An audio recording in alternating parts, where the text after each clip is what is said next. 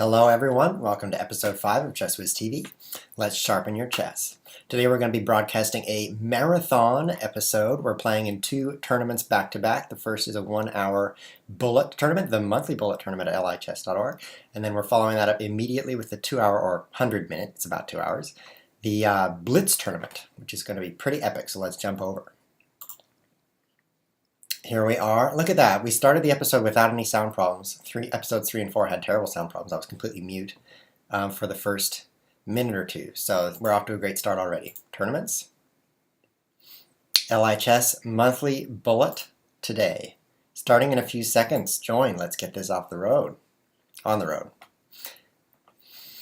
Wouldn't want to get it off the road. Tournament is starting. We are right on time. Do we have sound here?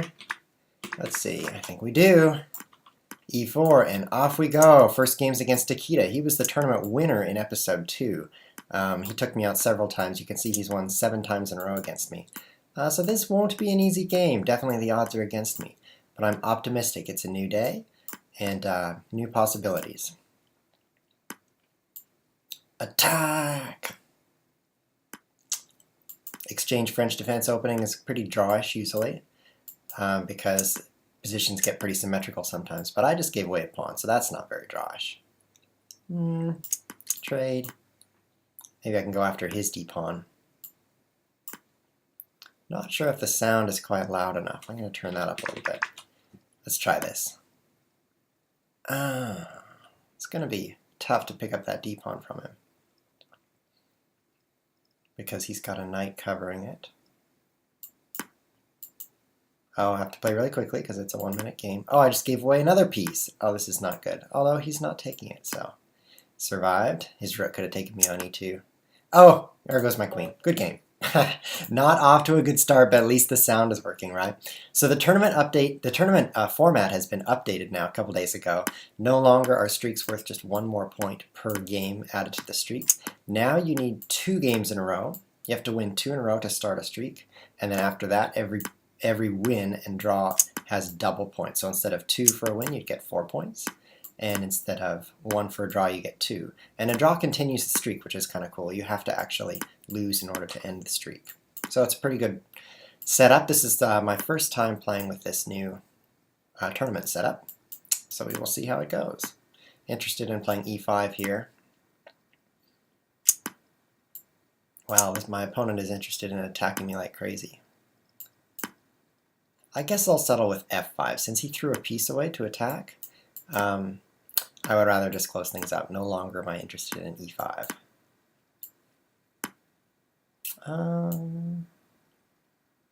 Run. Is he going to sacrifice more? I think I'm doing fine here.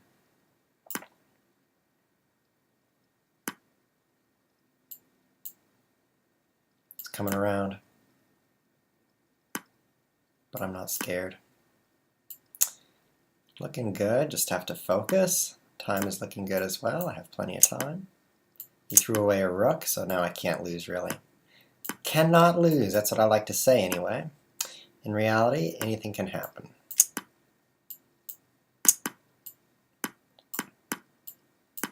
Oops, there went a knight. Oh, he unpinned him. He pinned himself. Repinned. That's a chess tactic you don't see so often. And he's out of time. My first win of the day. Excellent. Oops, there goes my rook. Not important. I've got plenty of other pieces. Good game. My pieces are a little bit sluggish on the screen, as you can see here. I'll show you on the next game. Let's drag this around. It doesn't quite follow my mouse cursor. So I'm going to try closing Chrome and coming back just as soon as I can here, after this game, I guess. And see if that will fix it, because that is not acceptable for 1-minute games. You really have to have every second of time that you can. And even just a little bit of delay like that can cost you. So we've got 1 win. If we can win this one, we'll have a streak going, so that's the goal here. This pawn is isolated. That d-pawn cannot... I don't mind. Queen across from rook. No problem. That pawn cannot be defended by another pawn, so that's my target. If I can pile up on it with my pieces, then he has no choice but to defend with his pieces, or lose the pawn. I guess that's always an option. Is this safe? Maybe not so safe. I'm happy with that. Come on, f-pawn. Kick him away. Boom. Double up my rooks here on this line. Should I trade? I do not want to trade.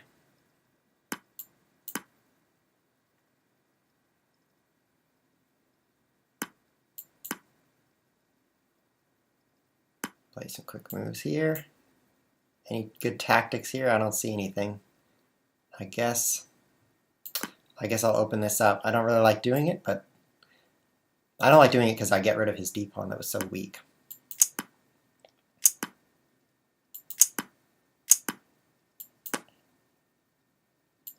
This is not going well. Not only am I not... Oh, he is running out of time. A moment ago, I had a lot less time than he did. But now I've got a lot more. So, that changed quickly. Now he's going to run out of time. Just have to move instantly. Boom, out of time. Okay, so we're going to close Chrome.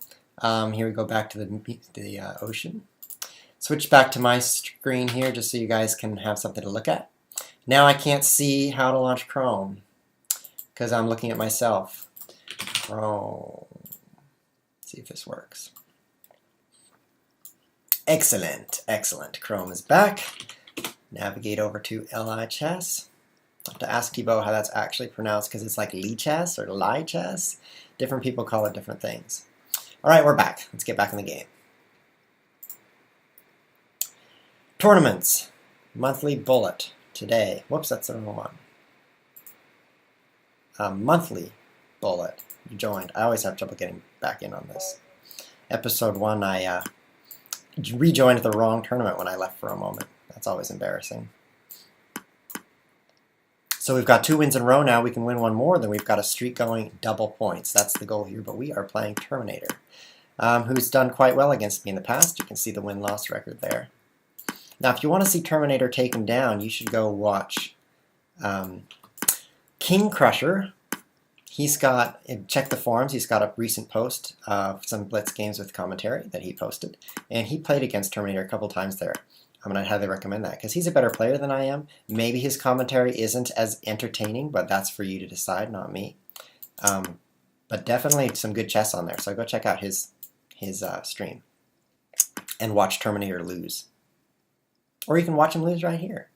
Look at that. Look at that pawn. It's in such danger. Danger, as they say, Will Robinson, although I'm not sure why. I guess Will Robinson gets into danger a lot. Let's put this guy in some danger. This pawn is pinned, so I could take this, but not with my queen. Not queen takes e6. But his king is in some serious hot water. So let's see how he tries to untangle himself.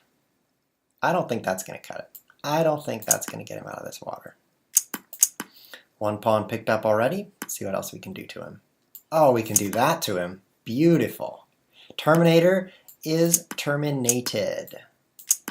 Shortly. Unless I blow it. Let's trade.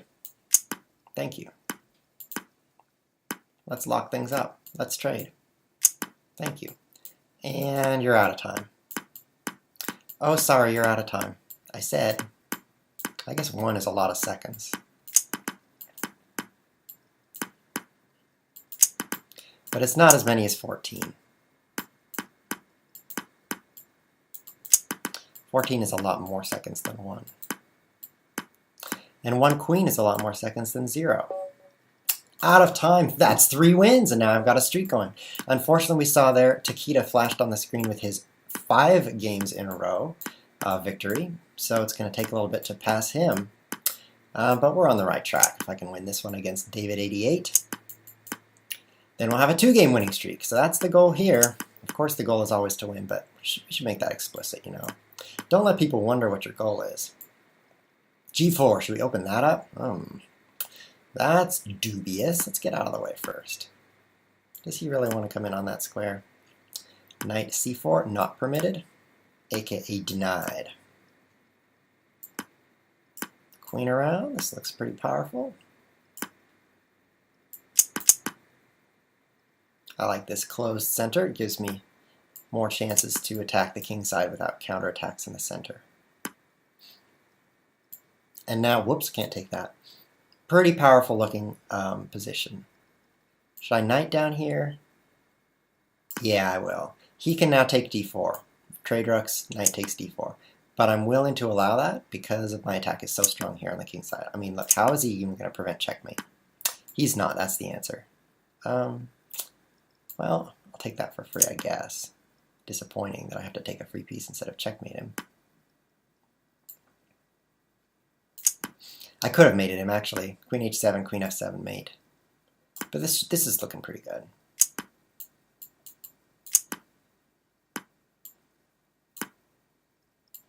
Oh, I'm playing too slowly.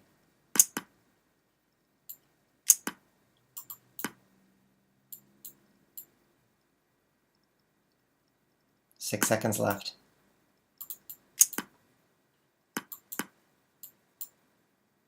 I don't know if I can win.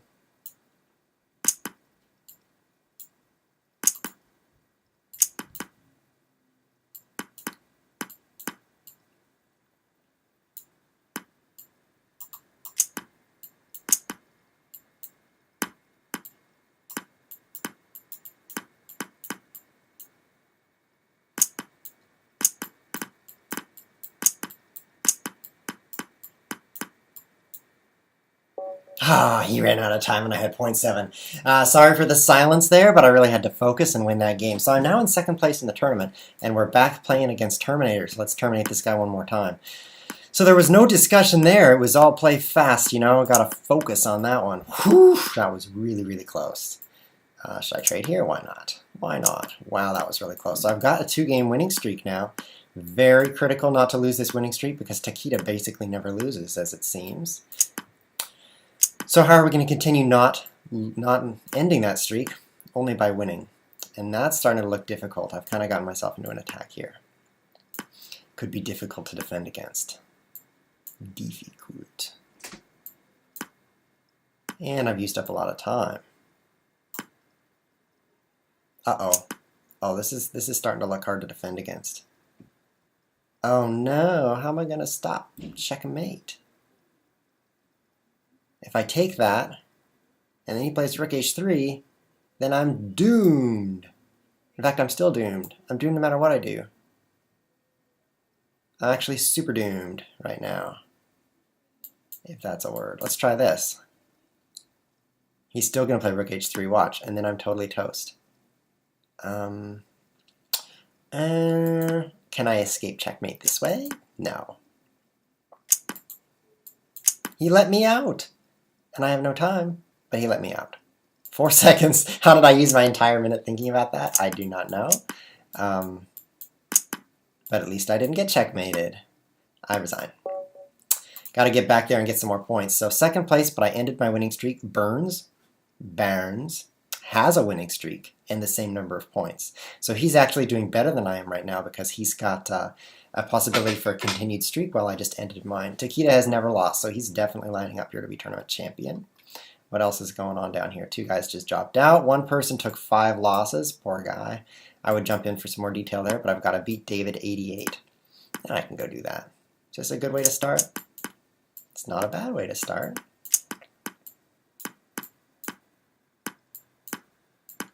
Pieces are still jumpy, just a little bit. I mean, shake that around. It's very slight, but I don't like it. So I'm focusing on winning this tournament, or at least playing as best I can, and that's why you guys aren't catching quite as many witty comments from me. So I'm sure I need to focus on you guys a little more. Otherwise, because you're what really matters. I mean, I win this tournament, soon enough we're going to forget about it. I'm not taking that. Whereas you, we will never forget about you. Honored guest, visitor, and viewer. So that's your name. It's kind of long, but some people have long names. At least it's not runs like a river. That's kind of long too. Knight f6 discovered check, and then you can lose your knight.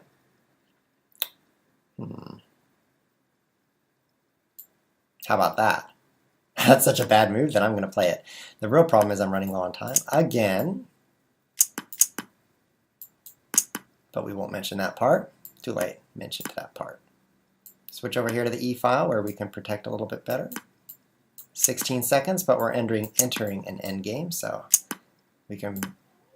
Okay, now it's just kings and pawns. Kings and pawns. So we're doing okay. I wonder who wins this endgame. Me. I bet I do. Take me, please. Oh. Take me. No. Take me. Oh, you're going to be in trouble. Yep, you're in trouble. Because his pawns are doubled over there, so he can't force a passed pawn. By that I mean force a pawn through. And my pawns were not doubled, so I forced a pawn through on my side.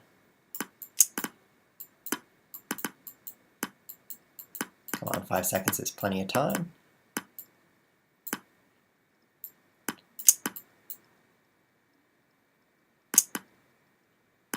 Checkmate. 2 seconds left. Goodbye, David88. There's my first win, but Burns has passed me because he picked up a win for his combo, his streak, so to speak. He needs to play a game against Takeda and see who wins that one. Kind of like I'm doing, except him, if you know what I mean. This is already not off to a very good start. But part of the key to winning is playing quickly, so I'm not going to waste time lamenting my position. That's code for complaining about it. Do not like my isolated pawn. Do not like my pieces pinned.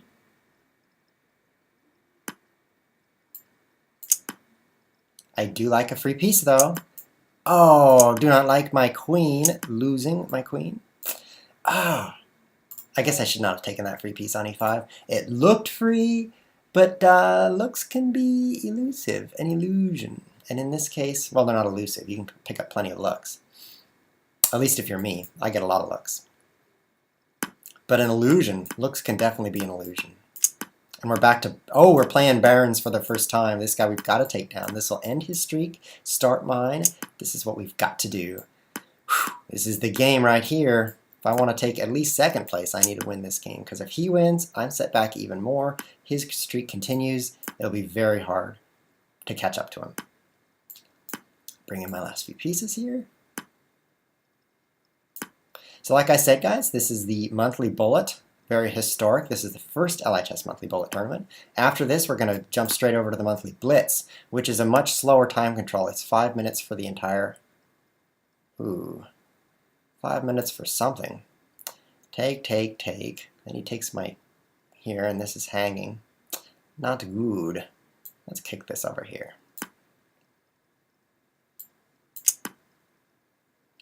Narrowly avoided a disaster on that one. Is he really going to play e4? No.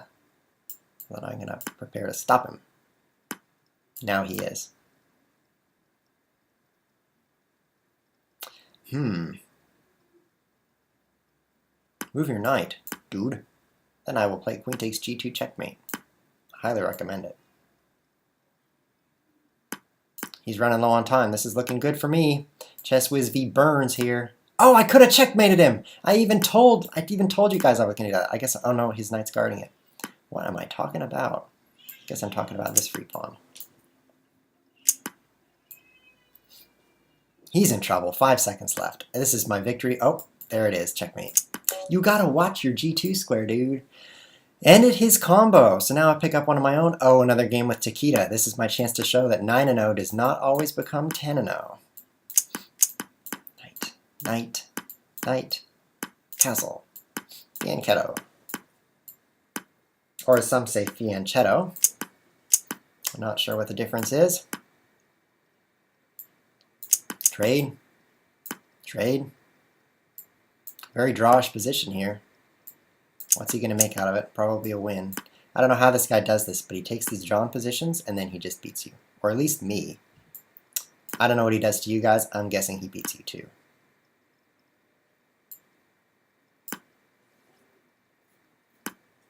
Challenge that open file. Little low on time compared to him, but nothing serious. Is this serious? Nope, challenge that. Let's do another trade. How about that? Yeah, he doesn't want to trade because he's got a plan to totally destroy me. And trading will hamper that plan.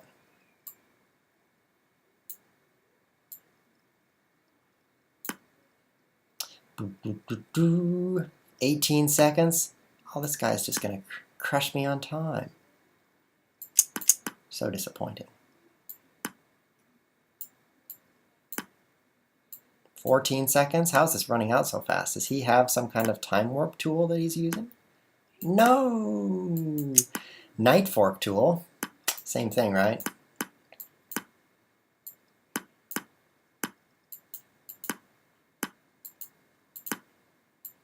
Not good.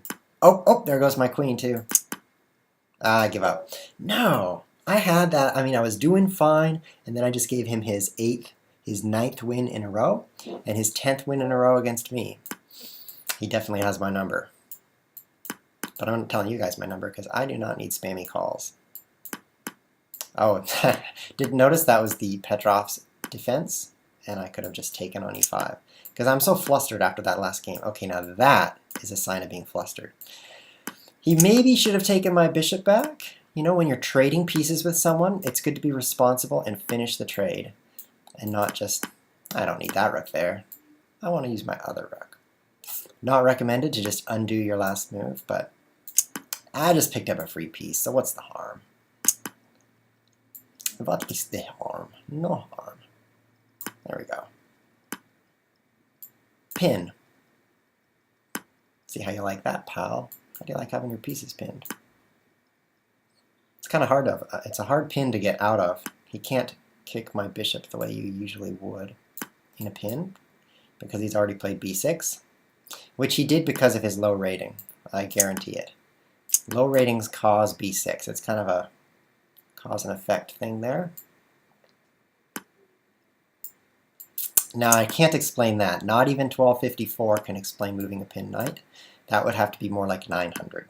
So if he goes and watches this stream, I'll be sure to point out that he was playing a little bit below his rating there when he played knight d4. That wasn't quite the quality of chess I was expecting.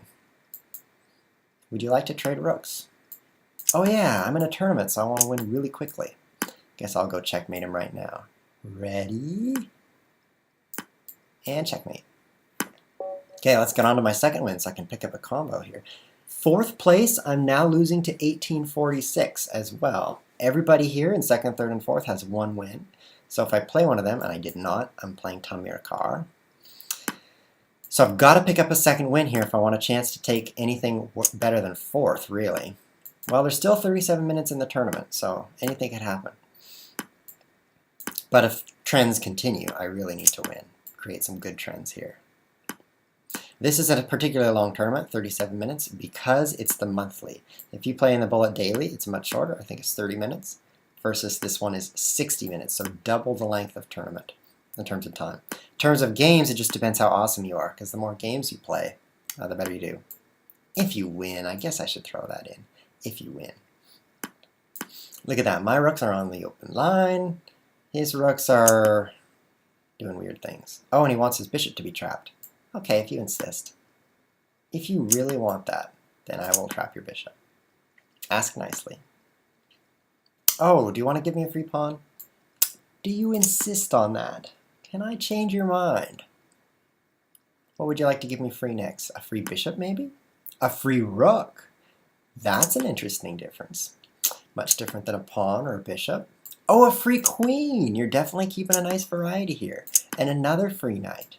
Good work. I like the variety of free things that you give me. I think one more free thing here, and that should wrap it up. A free checkmate. We'll finish the game. Here comes my bishop to checkmate you. Excellent game. The game of free. And I was the only one that won 2 in a row there. So now I've got my combo going, and I'm playing Takeda.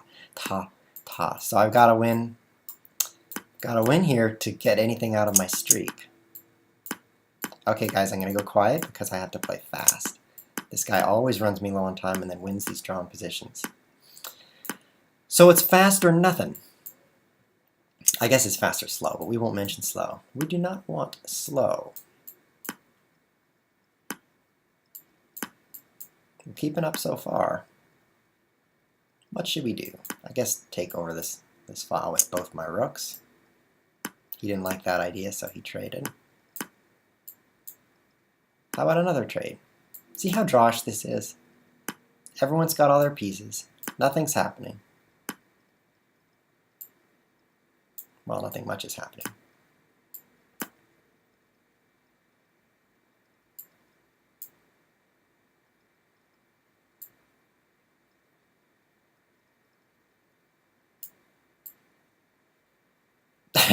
You can watch me struggle to find any moves. That's fun. Get out of there, bishop. I used like half my game clock on that one move. And then I throw away my queen as if it didn't matter what I did the previous move. Resigns. Okay, so now Takeda's won a zillion games in a row. D3. I think I must have thought I was black.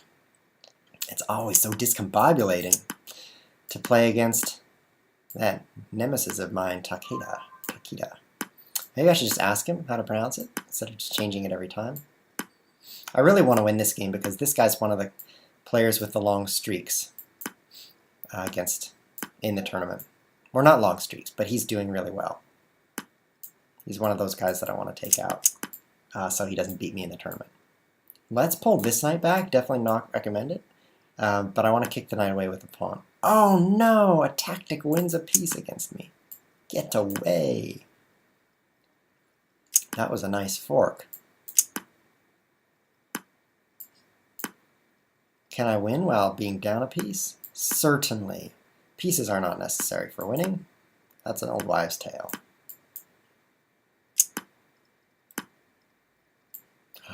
Sorry to say I should probably trade because that's the only useful line in the entire chessboard, is that D file there. Picking up one pawn to make up for my losses. Going on number 2 here. Looks like he doesn't want to give me number 2. Instead he wants to trap my knight. Guess I'll have to break free this way.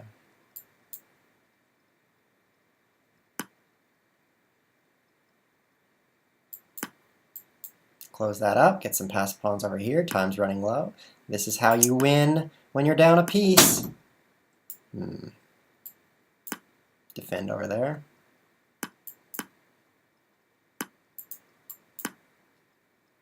Ha. Do you want to draw? You don't, see? He offers a draw, but little does he know, it does not automatically claim a draw.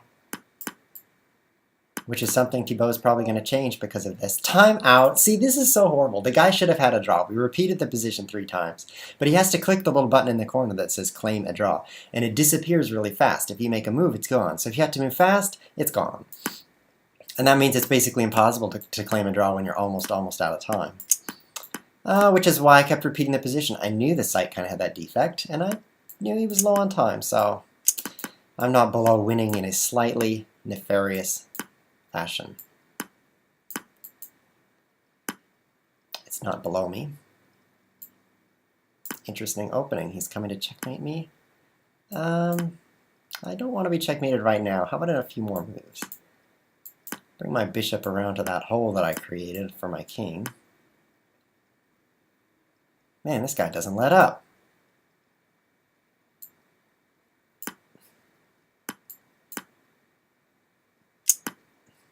Hmm.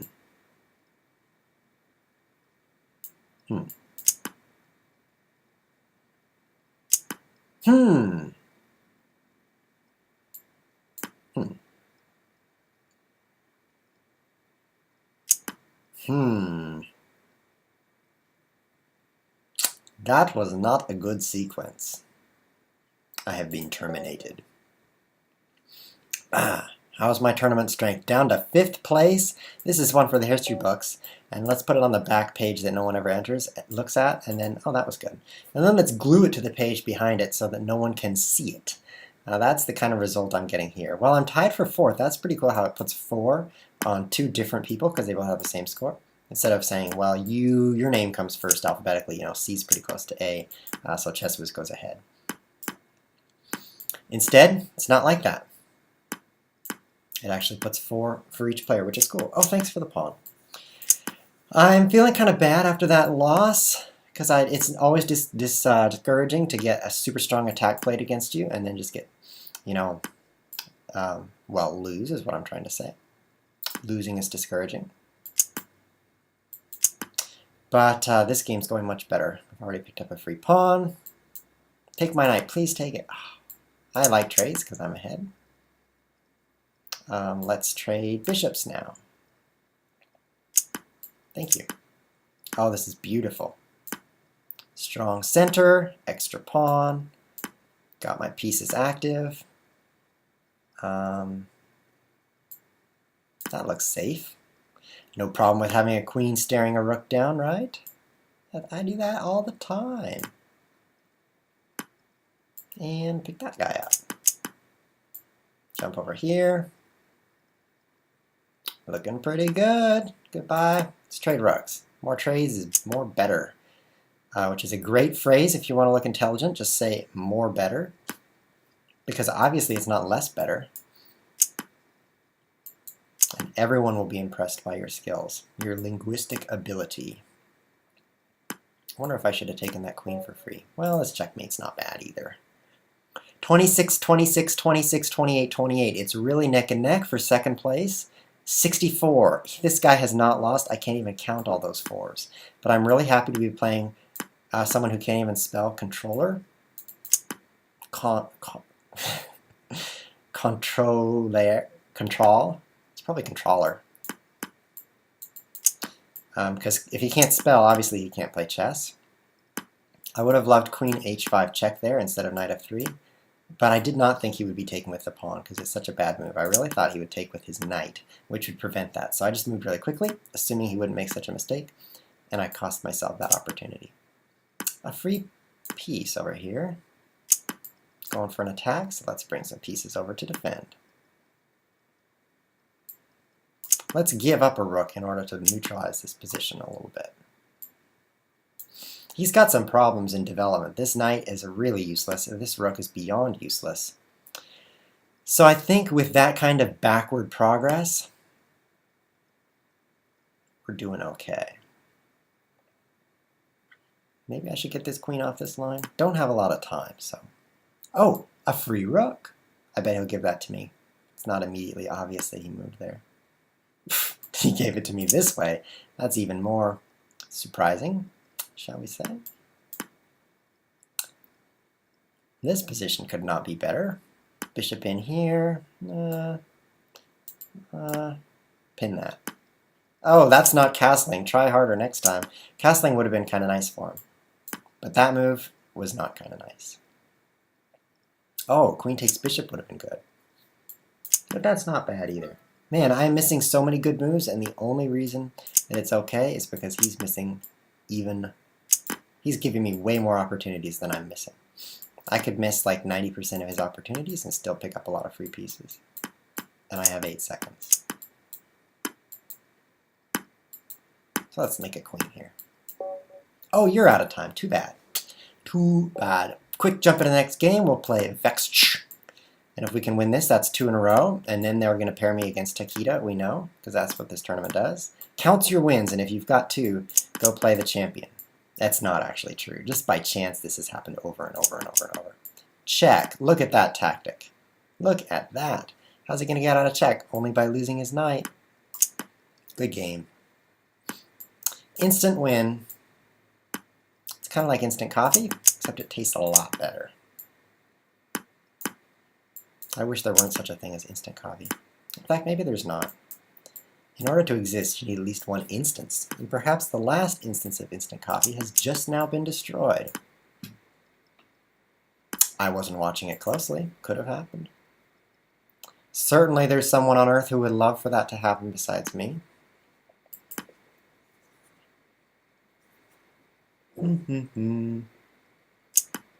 Checkmate. Oh, it's not mate. That's pretty good, though. Can we finish him off? I don't have time. I've got a free pawn. He's going to get out of checkmate, so I'll spend my time making a new queen. Here comes my... What? Get out of check. Okay, now here comes my new queen. Queen. Queen. Queen. Oh, no, I'm losing pieces. Doesn't matter. Really? I'm not even worried. This won't be long, said the monkey when he got his tail run over by a lawnmower.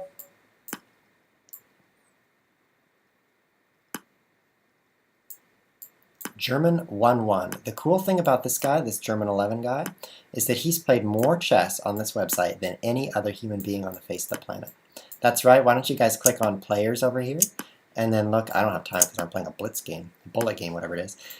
But then look in the lower right where it says most games played, and you will find his name emblazoned on the screen, which is a fancy way of saying there it is.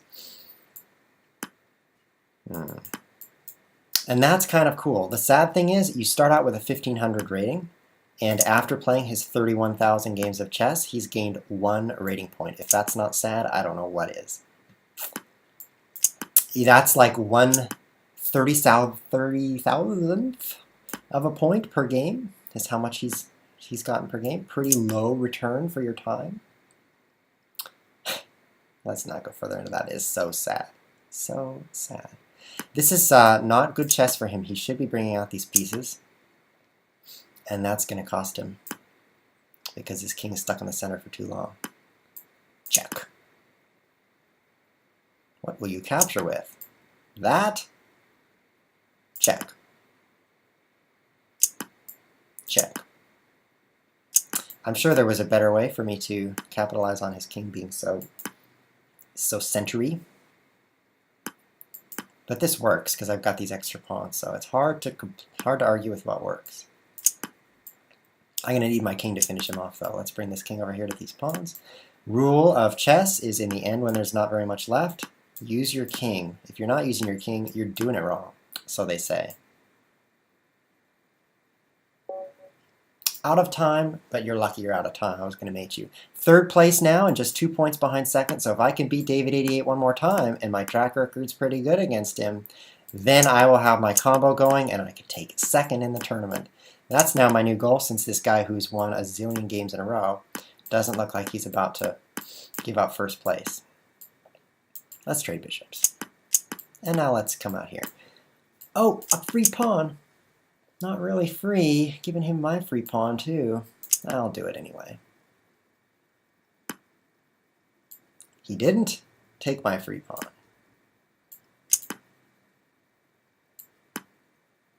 So, I'm ahead a pawn. Beautiful. And he's happy to trade, which I'm very glad about. A couple more trades here, and the game will be over. Oh, even more trades. So glad, so glad. I don't mind you barreling down there. Actually, I do mind that. So don't come down to f6, please. Ha! Defended! You gave me an extra move there. Time to defend myself. How are you going to defend this? Only by being really passive. And now, you've lost the pawn thanks to a beautiful pin. You see that pin happen enough times and you can kind of see it coming. Check and push. A little bit less time than he has, but the rest of my position's looking good.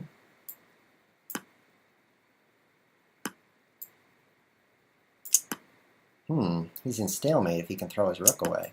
That's one way to throw it away, but not a good one. Yep, got into a skewer there. A skewer, for those of you who are a little bit newer to chess, is where you attack a big powerful piece like the king, and so it has to move. And then behind that is some medium-sized piece that you also want to take.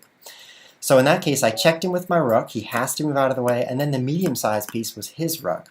And he completely lost it because it's a sitting duck. You can't rescue both of them, so you rescue what's in front, and the one in back just kind of dies. So that's a skewer. It happens a lot in chess, so keep your eye out for it, especially in these fast games when anything can happen. People don't see these kinds of tactics so quickly. So, watchful skewer. Uh-oh. Look at this brilliant move. If he takes my queen, I take his queen. Wow. I almost, if I'd saved my queen, I would have been in big trouble because he would knight at c2. Super check. This is going to be an awesome check. Check. What are you going to do now? Aw. Maybe back here. I should have gone up. Oh, why not? If he played a4 there, it would have been hard to untangle my position. That's why I like moving up. He could not move that pawn. Check. Checks are so satisfying. The saying is, monkey sees a check. Check. This one's a lot better. There's another skewer. The guy in back was the rook again. And monkey gives a check. Meaning if you just check every time you see, you're playing like a monkey. Not actually true. The obvious reason is monkeys can't play chess. The less obvious reason, actually it's true other than that. If monkeys could play chess, oh no, there's my rook. You would be playing like a monkey. Because you should not just check every time. Often it's a waste of time. Giving him a better position.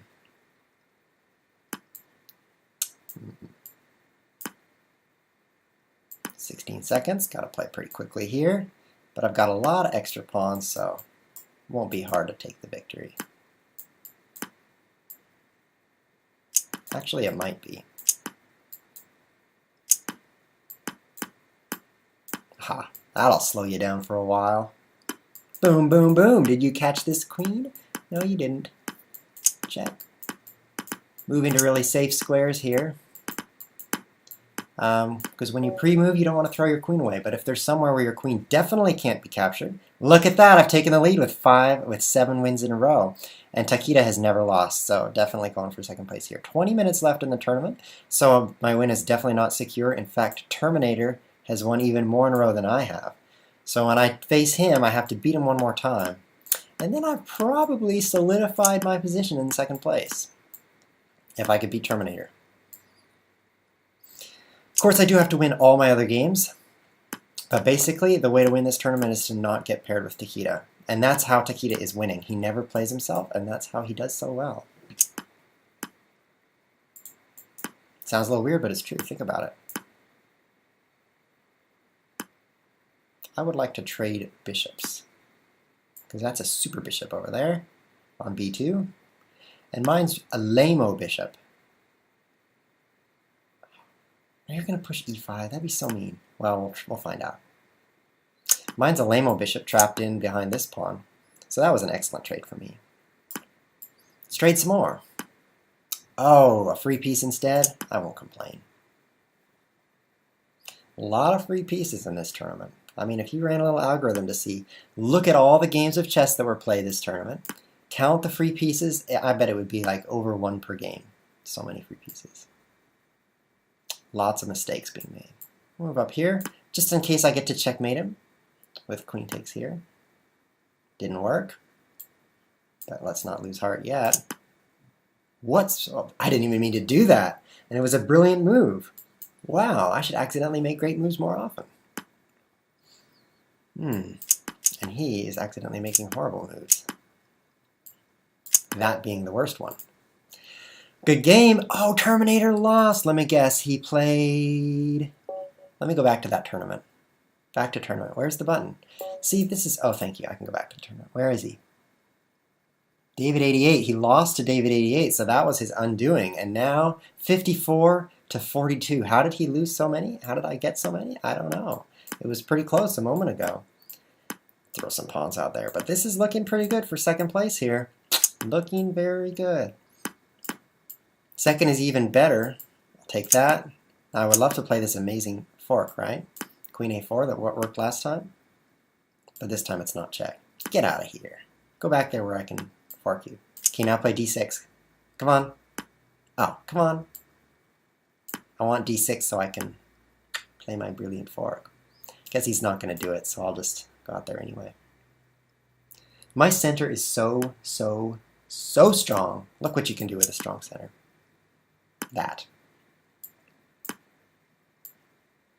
Very strong center. He's trying to take me on the king's side. That's why he's giving up the center. It's not going to work. Oh, I'm not quite protected there. Guess I'll go this way. Oh, I really like this way. Maybe I'll bring a piece in to help me get my knight up there. He doesn't want to trade because I took his bishop. He doesn't mind trading because it's hard to avoid. But this is a great position for me because I took his bishop and his attack is not powerful. Anti-powerful. Attack? Should I jump in there? Yeah, it's not that good. Running kind of low on time, as usual. You think that was smart? I don't. Fancy way to trade. That's all that was. Oh, his king took me out. That was not what I was expecting. Now I'm in trouble again. Not again. This is really the first time I've been in trouble. I'm in trouble. His king is so powerful.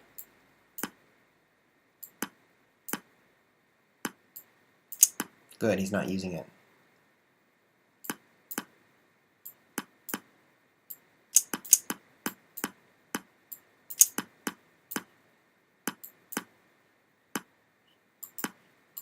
I have to do this. Ha! And I'm still out of time. No, 54 to 44. This is Terminator's chance to get back in. Played too slowly. I really had that win. Now I gave it away. I have to admit. This is my 12th loss against Nikita coming up. Gave away that win by playing slowly and also by letting his king capture my knight over there. That was not a brilliant move. But I still had the win even after that, so it's too bad, too bad. Maybe I will beat Nikita. This is going to be 1 in a million, right? I think I'm going to. I think I'm going to win this game. Check. Not that I'm winning now, but I just feel good about this one. I really do. I don't want to have this D pawn pulled out of the way, though. Kind of a tough position for me. My bishop is defending, and his is attacking. You want to be the attacker, just as a little clue there in chess. Don't be the defender. Be the attacker. I won a piece! Yes! And I was even on time. This is going to be my first win against Nikita. Just watch this. Uh-oh. No! How do I keep my piece? Save that, save that. This way. Boom! Kept my extra piece.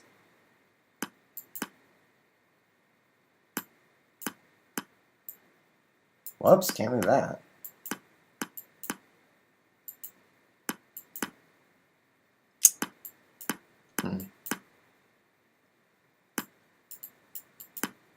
It's time. Time's a problem. Oh! Losing pieces is a problem. Now I'm not going to win. So disappointing. So disappointing.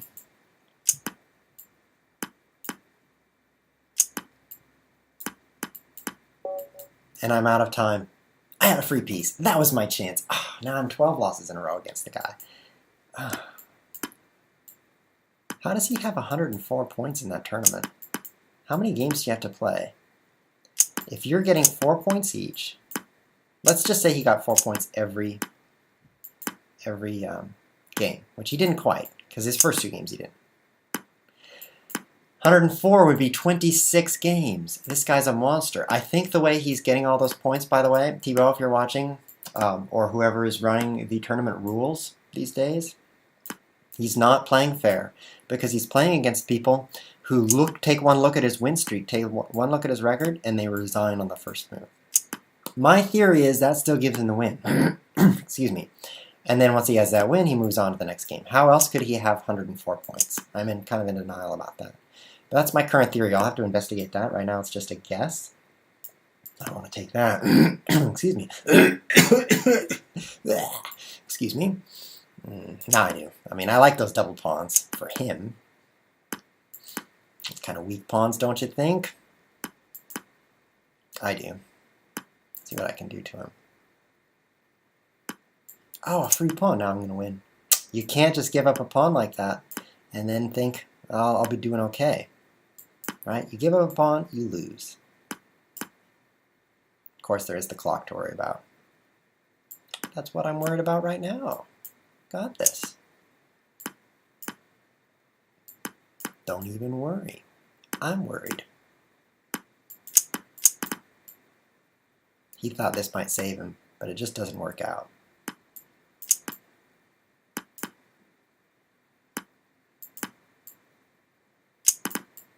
Doesn't work out. Your queen is about 6 moves too slow. Sorry. Sorry, I'm going to get a second queen. If I can. Yeah. Oh, why? Why bother? We'll just checkmate the guy. Right here, right? Oh, over here. 8. How am I doing in the tournament? With that loss, I'm still ahead 10 points. Terminator has taken some serious losses, 2 in a row. I don't know why I got so far ahead of him. I don't know if he sat out for a while or what, because we were really neck and neck there. I guess it was my 4 or 5 wins in a row, but it's hard to explain. So 10 minutes left in the tournament. I think that my position as...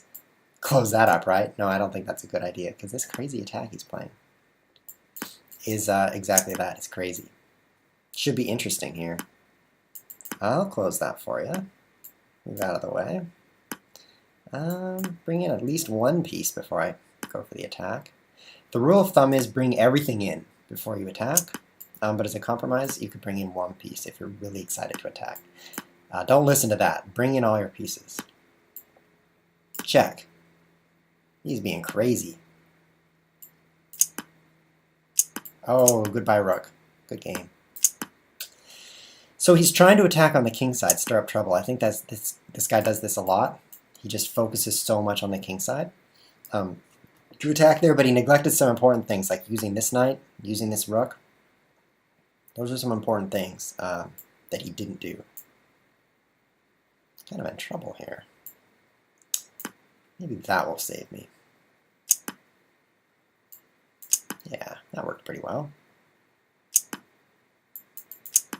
23 seconds is plenty of time, especially with his king so exposed. Ha!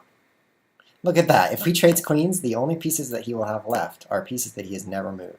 That's not a good sign. It happens in chess now and then that the only thing you have left is something you've never used, but it's not good. It's a sign that you maybe didn't bring all your pieces out, which is bad, bad, bad. You should use all your pieces in a game of chess.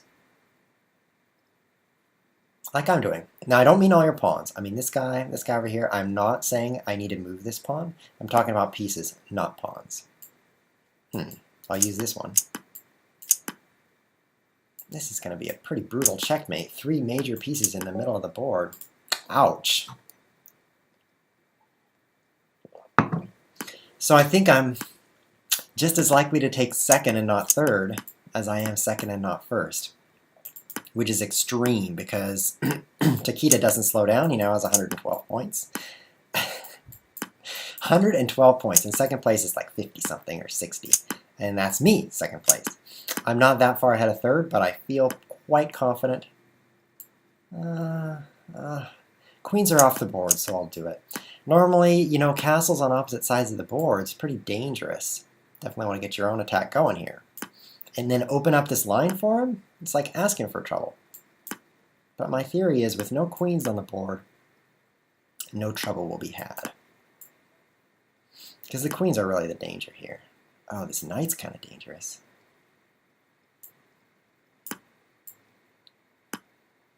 Guess I'll slide around this way. Difficult pin, don't you think? How's he going to save this knight? I think he loses it. That's too bad. His attack was so nice. And now it's not so nice. Yeah, that's a weak attack now. Very weak. 20 seconds left. 20. Should be enough.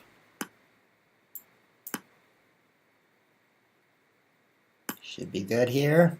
I'm looking at some trades, I think. I love trades.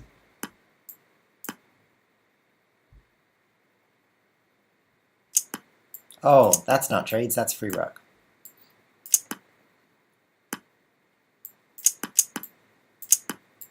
Is he going to throw his rook away there? Just in case he does, I'll make that pre-move. Pre-move, for all of you who don't know, and that's probably none of you, is where you make the move before he even moves. Saves you a lot of time by time traveling in that way. Very common tactic for these super fast games.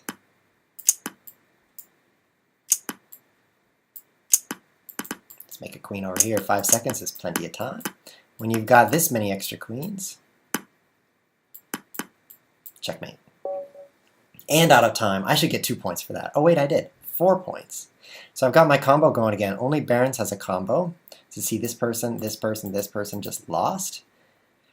And he's got 44, gets my 62, so my victory is assured. All right, in fact, I could just drop out of this tournament and probably win. I don't think he can pick up, how many points is this? 6, 18 points in 5 minutes? I really don't think that's going to happen. He would need to win 4 games in 5 minutes. I guess it could happen, but very unlikely. Do a little resting in the room here. So 120 for Takeda. I am really amazed that he really is just getting 4 per game, and he's won 120. By my calculation, that is 29 games, because the first 2 added together make 4 points. And a 29-game winning streak is nothing to scoff at, especially when you're playing in a tournament and you don't choose your opponents. I suppose if you just went out there and said, okay, I'm only going to play 900s and below, then that kind of winning streak is more reasonable. But that's not what he did. He's playing against the likes of me. And he only has a 12-game winning streak against me, but only 12. But that's very impressive to win that many games in a row against any player. So this guy's not to be trifled with. I'm playing d5 to open up the center, simply to distract him from this attack. This is this Civ 7 guy who keeps on playing h4, h5, whatever, blah, blah, blah, down into the corner, and neglecting everything else. So it's costing him the game over and over, but it can work well. But it's not working well this time. Goodbye, rook. Check. Should I trade or check him? Okay, I'll trade. I mean, this is pretty powerful too. Check, check, check. Yeah, that's definitely not going well for him.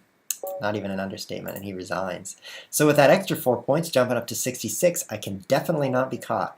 Let's take a victory lap here for David with David 88. Here, please let me win. It would be a nice finish for the tournament.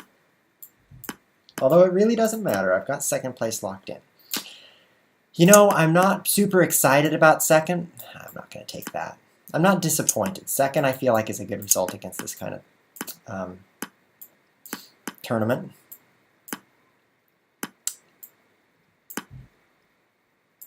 But if I wanted first, I had to win a lot more than 0 games against Takeda. I don't want b4 coming in. I don't want this stuff to open up. Trade, and here, looking good. Looking good. Not a lot to do, just wait around.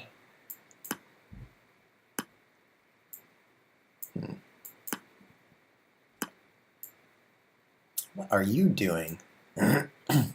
Something tricky.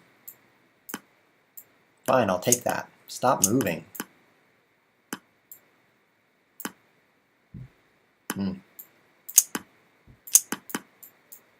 The position is changing. I think I need trades because I've got so little time. That's a weird thing most people don't think about, trading for that reason, but it's true here. I don't want this trade though, because my pawns left over would be so bad. This is much better to have 2 side-by-side pawns instead of 2 lined up pawns that can do nothing but sit there looking silly. Let's trade bishops because my pawns are all on the same color as my bishop. 8 seconds left. What's going to happen? Should I take a victory draw? No. I'm going to run around over here and win instead. Yeah, I can win in 7 seconds. Too bad I saw that after we played 3 moves in a row. I'm coming for you. I'm coming. Oh, are you stalemated? Oh, you're not. Oh, that's too bad. Bad luck. That's kind of cool. Okay, you can have a queen, but... Oh, just in time, the checkmate. Kind of cool ending. 70 points now. I cannot lose second place. This is probably the last game, because you can see there's only a minute 20 left in the tournament. Right after this tournament, we're going to jump into the Monthly Blitz tournament, which is a real marathon, because that is 100 minutes, 1 hour, 40 minutes of intense, slower chess. 5-minute games. Now, 5-minute is definitely fast out in the real world. It's, you know, even as they call rapid chess here in the United States, is not 5-minute, it's 30-minute. Much, much slower than 5. So if rapid is 30, what is 5? Extremely fast. But here on this site, 5 is slow. Because people on the internet don't have a lot of patience. I'm sure you guys have figured that out by now. And I'm one of those people, so it's going to be tough for me to play as slowly. Oh, d4. Forking those pawns. I mean, pieces. I like that move. No, no, my rook! That was not such a good move. I'm going to lose 2 rooks in a row here. Ah, he didn't take it. He didn't take it. I'm getting out of here. Whew. That was close. Let him get away, but live to fight another day. I'd love to trade queens because he's kind of coming in with an attack. So anyways, I was saying 5-minute chess is going to be slow for me. It's going to be tough. But I'm excited. This is the very first LI Chess Monthly, as I mentioned, but it's also the first Monthly Blitz. I didn't mention that part. Closed. Denied. Your attack is stopped before it started. My knight is so pretty. Game aborted. Oh, end of the tournament. LI Chess Monthly Blitz is in progress. Join. Should I join? I'm joining in a new tab. Hopefully that works, because I want to go admire my second place result. 120, 70, 44. Clear second place. Not so shabby. So it's already my turn in the Blitz tournament. So I guess I'll win this. But I want to say hi to you guys. Hi. Good result there, second place. Yeah, that's enough of that. Because I got chess to play. Entering tournament 2 with no break. You know, I think a break might be nice in the future. You guys might want to, if you LI-Chess leaders are listening, whoa, you might want to tone that down so there's at least 5 minutes between these tournaments to drink a little water, have a bite to eat. Well, there's the water. Stretch a little bit. All that jazz. It's very wholesome. This is not a normal position. There's something wrong here. Which pawn should I take? This one. 7 a.m. Getting up in the morning. That's a line from the famous Friday by Rebecca Black. I apologize for mentioning that on stream. If you haven't heard Friday by Rebecca Black, consider yourself lucky. Do not look it up. I repeat, do not search for Friday because it's up there. Maybe not definitely the world's worst song, but it's up there. And I don't mean worst like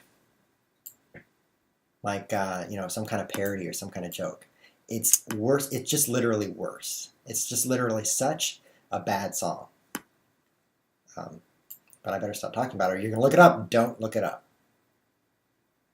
I'm sure some of you guys are aware of it. Should I take this knight? I love trades, but I should save my own knight. But there's not a lot of squares for it, so I'm taking this knight. And now I can get away over here. So his advantage here is 2 bishops against 2 knights. That's actually a nice advantage because 1 bishop for 1 knight, you got a little more movement. A little bit more control of the board as long as it's not too closed up. But 2 bishops for 2 knights is generally agreed to be an advantage. Because the one weakness of the bishop is it's stuck on one color. White square bishop has to stay on white, and so on with the black square. But when you've got both, you have no weakness because both color squares can be guarded. He thinks he's attacking me here, but I would argue that he's not, because my knight's protecting. So, how are we doing on pawns? He's got 7, I've got 7. So it's a tie game, but that pawn structure by his looks like a bunch of Swiss cheese. If you haven't seen Swiss, it has holes in it, a lot like this pawn structure.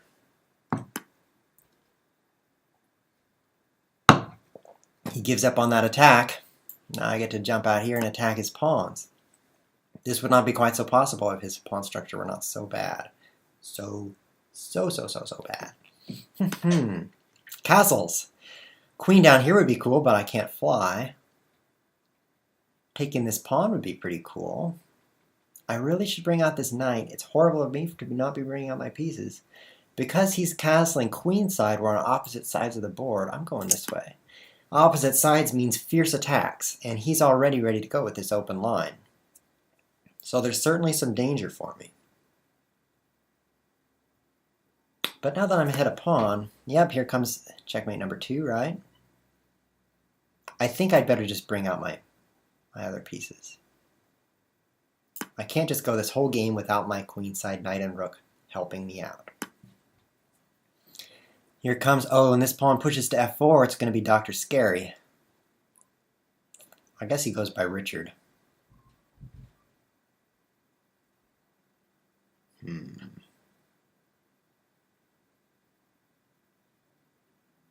Can I defend this way? Not very well. I could push here. Maybe this. Yeah. Lock myself up, help the defense a little bit.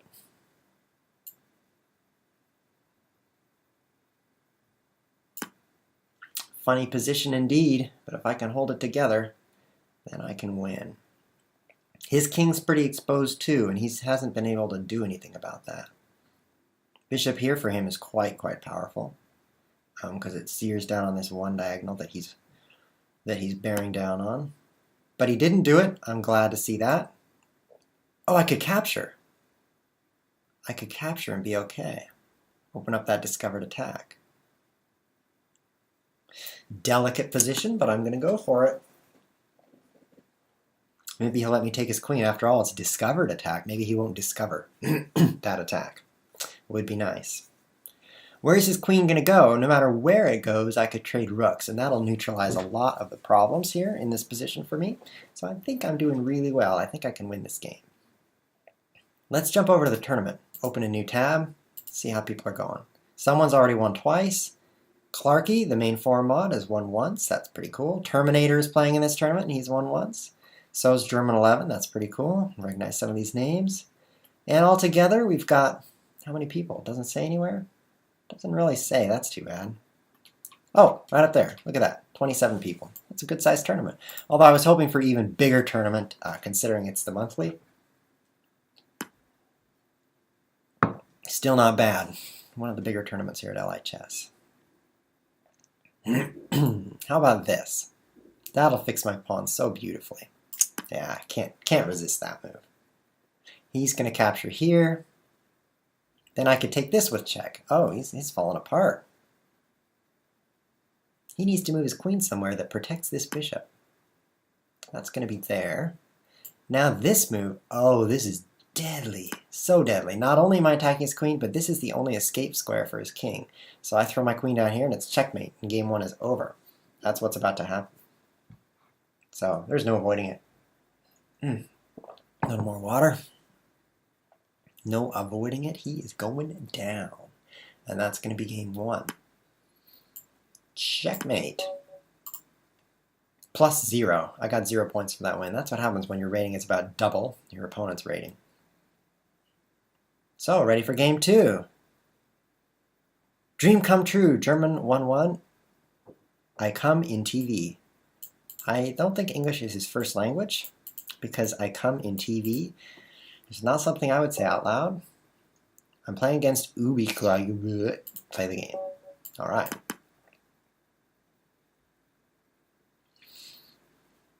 Hour and 30. Marathon continues. Maybe this guy's not at the game. Well, looks like he is. Knight f3. This position has been played 3 times before in the history of chess. Only joking. It's been played a lot. This is my move. Knight a5 is next. Nope, sorry, got that wrong. Now knight a5. Oh, that's the wrong move, or at least not the normal move. But I don't know what people usually play against it. I guess there's knight c3. That's not too bad. There's knight takes down here. I could play pawn c3. That might give him some trouble. I could just castle, because that's important. Oh, I'm so tempted to play c3. I shouldn't, though. Oh, look, I have the game open in 2 tabs. That's why we hear. Leave this page. That's why we hear everything twice. That's why that thing popped out at the top. It said, you're playing so-and-so, instead of just jumping me to the game. f3 now? Because I could come out here with check, which would be pretty awesome. But maybe not as awesome as f3, which attacks just about everything he has simultaneously. Oh yeah, I like f3. It's opening up my position. It's a little bit weak, a little bit on the edge, but if I can hold things together, then I'll get quite an advantage. Okay, I could capture with the knight or the pawn. Knight would definitely keep things simple, but then when e4, my pinned knight is under attack. Capture with the pawn, I have no safe place to castle. I'm going to go pawn to avoid losing that piece again. Queen e2 looks pretty good, attacking this weak pawn. Excuse me. That's what I'll throw in there, queen e2. Because then when I play d4, the thing is pinned. And then I can get these pieces out. On the queen side, because I guess I'm going to have to castle over here since he's torn me up over here on this king side. Oh, this check's pretty beautiful. I think I can win a piece with it. Since that bishop f5 is not protected. Well, I don't win a piece because he can block with the queen, and then it's king, queen, queen, king in a line. We have to trade queens. I don't mind that, though. Oh, he is giving it to me. I don't mind trading queens because I'm ahead so much. But I don't mind a free bishop either. So now he's way behind. All I have to do is get my king safe. And I'm well on the road to that because knight to e4 is a solid square. d4. Gotta get these pieces out, gotta get castled. I think maybe take here. Just because when I open up my bishop to attacking that square, like this, I can catch that rook. Usually you don't want to just come down and take this pawn and lose your knight and bishop for a rook and pawn. Oh, he didn't see this tactic. He thought discovered attack on my queen, but that discovery is a little bit stuck. Because he'd be in check if he took. Yeah, that's the downside having an open king like this. But I can get away. As I was saying, normally you don't want to just knight, bishop, and take this pawn, losing your knight and bishop for a rook and pawn, because the knight and bishop work well together in the middle game. Excuse me, while the rook all by himself. Excuse me. Hope that wasn't too loud in your speakers. Boom, instant win. The rook and pawn don't work as well, because the pawn isn't really useful until the end of the game. So it's a bit of a disadvantage. However, in this position, I was willing to do it. The reason is I needed to trade. I needed to get the pieces off the board so that my exposed king would be safer. And I've done exactly that. There's not much left on the board. I'm actually not sick or coughing. Okay, maybe coughing. You could make a case for coughing, but I'm not sick. I'm half pretending to cough just for fun, and then half actually coughing because 3 hours of talking is a little intense, and that's what I'm doing right now. I want to play quickly so I can win this quickly so I can go win my next game quickly. That's how the tournament works.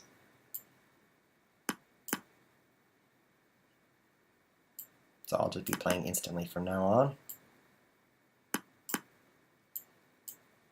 In an effort to hasten my victory.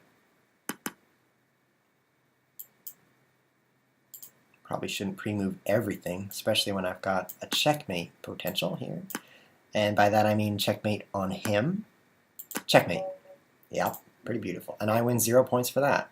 Wow, that's not impressive. d4, e6, would you like to play e4? No? Okay. Then you can't. Going into the Nimzo Indian.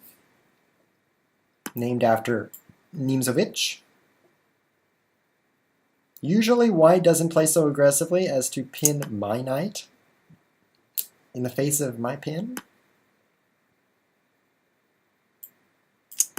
Oh, I shouldn't do that, really? But maybe I have to. Yeah, I think I have to. Knight c3 is my other alternative to hold that, but it's way too fragile. It would fall apart. He's not going to trade. I just pre-move that just in case he does. But I really don't expect him to. So just bringing out our pieces here. Not a lot has happened yet. Simple castling.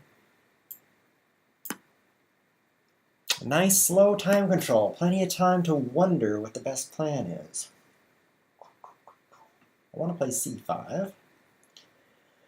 Step back from my computer a little bit. I'm probably a little quieter now.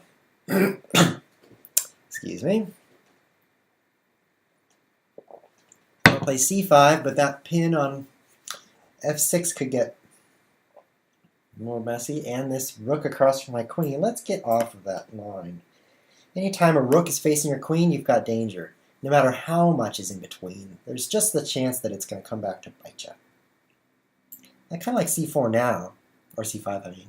Traps this pawn on a, yeah, let's do it, on a white square, which matches this color of this bishop, so this bishop's not very good. Castle this way? Nah, I will castle this way. This definitely gives the position a bit of asymmetry, because he's got an open line over here, while mine is in the center. More center pawns is usually better. So this is better for him having 2 in the center versus me 2 on the side. But I like the strong structure of a7, b6, c5 all lined up. So that's why I went this route. This could be anyone's game right here. Oh, I didn't peek at his rating, 2138. That's a lot like 2126. So no wonder it's a close game. If I take, pawn comes over, and I am losing my knight. Not so good. Definitely want to get this move done before the end of the day. So why not play it now?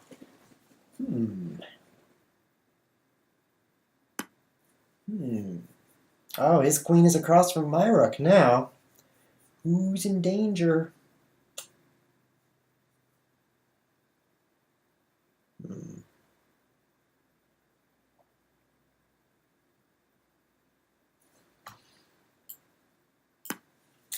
Break that pin, trade knights. Oh, now he can take with the bishop, which he would do. That's too bad. I'll go take that bishop.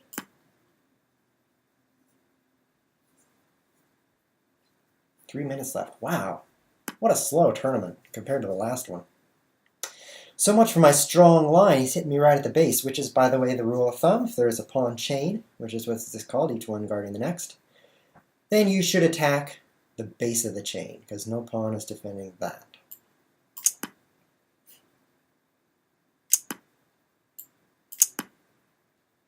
Get some trades here. Mess up his pawns a bit.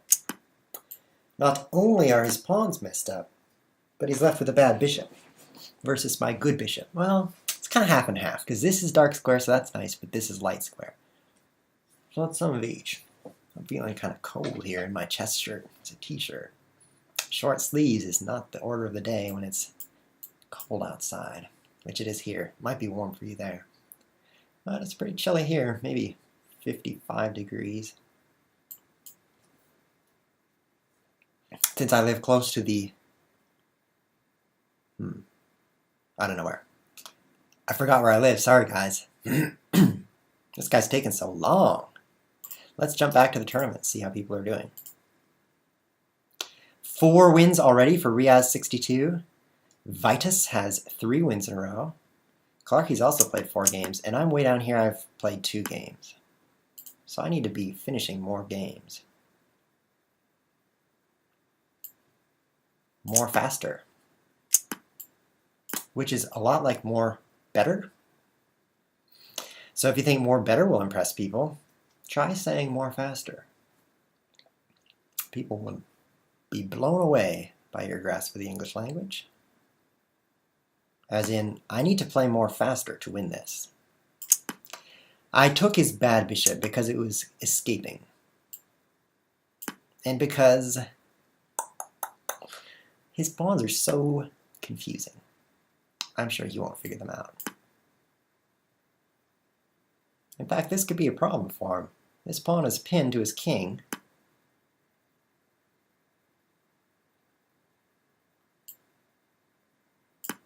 If he moves his king, he loses that pawn.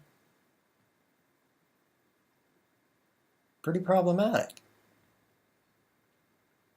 He can't capture me. If he protects with the queen, why he'll be doing that for the rest of time, because his queen can never leave. She'll be stuck there.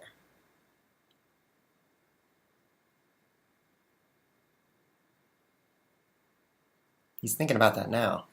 He's probably going to have to play queen D1 to protect, and then I've got a choice. Trade everything here. Oh, I didn't see that way. Not too serious, but it's not what I wanted. Now I've lost the open line. Open file, I should say, but not all of you know what file means. It means line, so it's a vertical column, so to speak. And that's what I lost, and now I'm taking it back. Check. Out of check. Yeah, this didn't go so well. I would rather have my pawns back here than make that trade.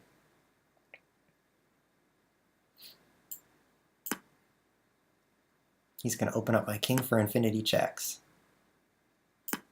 Or maybe he's going to bring his king down to checkmate me. One of those. Oh, it's number 2. I guess I had better get over there to defend.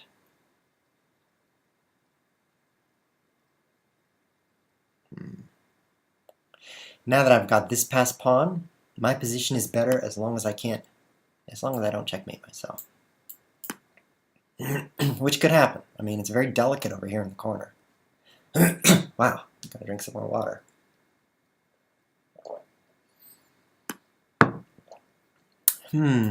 Gotta go here to protect that h6 pawn.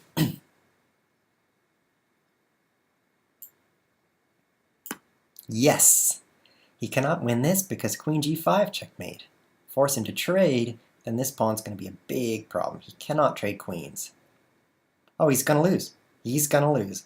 When I checkmate him here, and it's not checkmate, the only way for it not to be checkmate is if his queen captures me. When his queen captures me, nothing can stop this pawn. So I'm going to win. Knock out this Vardkeys from Armenia. That's kind of cool. I had a chess coach from Armenia once, I think. That's where he's from. All those countries over there where they speak that language are kind of, they muddle, they blur together in my mind. This is so cool, this end of this game here. I'm quite proud of my win. The downside is it's a slow win, but it's a win nonetheless, and that's very important. Much better than a loss ending my losing streak. Check it out. Just as I predicted. Oh, he's going to run back here. I think that's not going to cut it. And I take a win. 8 points. Tied for third. No, tied for second. That's not bad. Def Doorknob is a 2,000. Riaz 62 is a 1,500. But he just took a loss, so his winning streak is over. Vitus has had 2 losses, so he doesn't have a streak going, and he's a 1,600. Then we've got Clarky, who follows me. And I'm not going to try to pronounce that. Terminator has taken a loss, even though he, from Deutsch, which is Germany. I guess that's the language. Deutsch is German. With his loss, he's set back quite a bit, although I think he's going to be a big contender because of that big rating there. And it's Def Doorknob himself. If I can beat the Def Doorknob, I could get in first place in this tournament. And his streak, continue my streak. Let's play that same e6. How about a French defense? No. No. Okay. Now you can do it. Do it now. Okay, no French defense. We'll just play something quiet over here in the corner.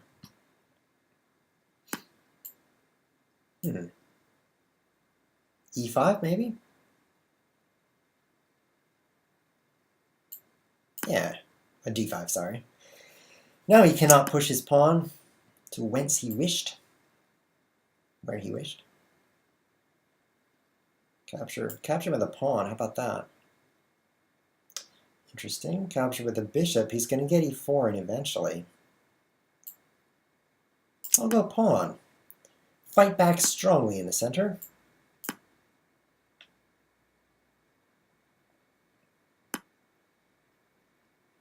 Oh yeah? Serious move you played there. Not to be trifled with. Especially when his knight comes down here. I guess I'll face you right now. Face your fears. Sorry this is a slow-paced cast, but it's not my fault. When you're playing in 5-minute games, things are just a little bit slower. So if you don't like slow, why don't you just close the stream, check back in next episode when we play blazingly fast again. Because if this isn't for you, too bad. I want to play in the monthly tournament. It's a big deal. And I'll stream just for you guys who like slow chess. Which, hey, I can stand some slow chess every now and then. Vard Keys is open here. Let's close his tab. Here's the tournament. It's my turn. Bring on my last piece, right? Nothing better. And I'll trade a few takes there. Oh, really? Well, that's a pawn fork if I capture, so I'm not doing that right away. I kind of want to take that eventually. But I think that's what he wants me to do too. Queen e6 is probably a mistake, but that's actually what I'm considering. So that I can take in the other knight back. I'll do it. No, it's so scary that his bishop is on that line.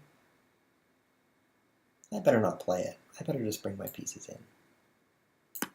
Yeah, that's probably smarter. Let's get back to the tournament. Def Doorknob leader, 16, and I'm with 8. But if I can beat him, it'll be looking good. My turn. Hello there. It's my turn. Queen out here.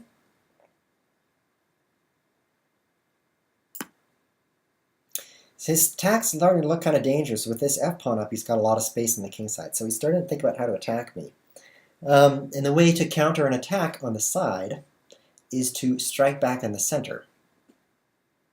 Not necessarily the other side, but the center. So c5 would be the way to do that for me.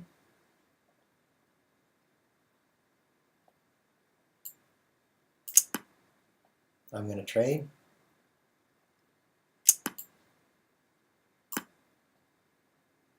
And then maybe play c5. But maybe not yet. Because this pawn would fall.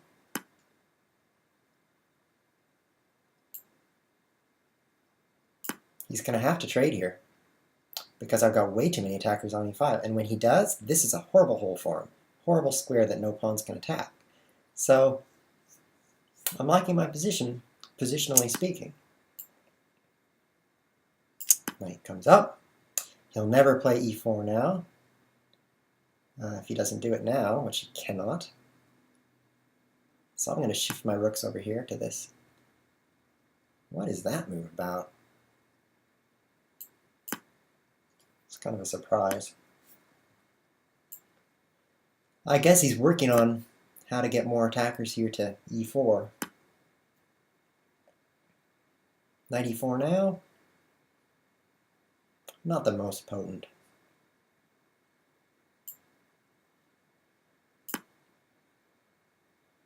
Got to get ready for b5.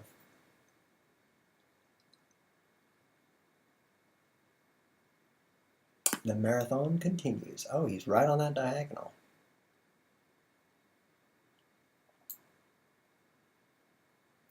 Let's give me the chance to double up my rooks. I could put both rooks on the f line, which would endanger the bishop, or both on the e, which would endanger this pawn. I'm definitely leaning toward e, because it prevents him from pushing that e pawn,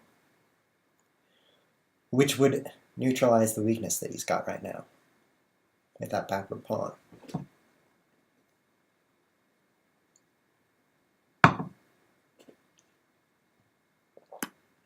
Oh, and he's playing it.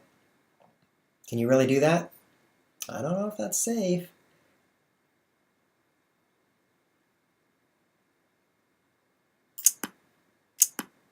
What about queen here right now? Check, take, take, take, take, take. Take. Take, take, take, take, take. Take, take. Take. Take, take, no. Take.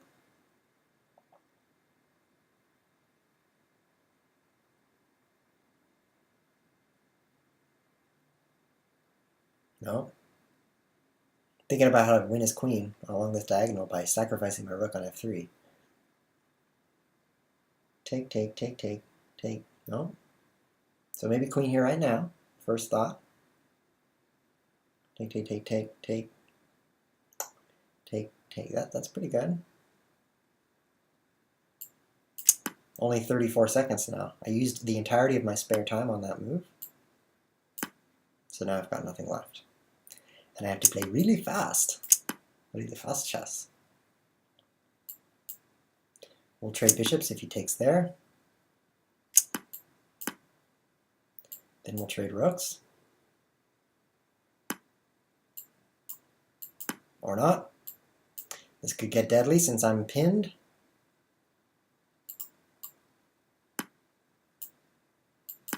Ooh.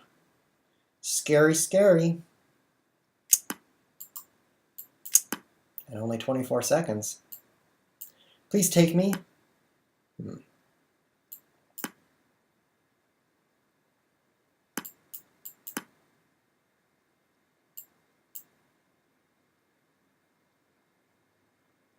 20 seconds now.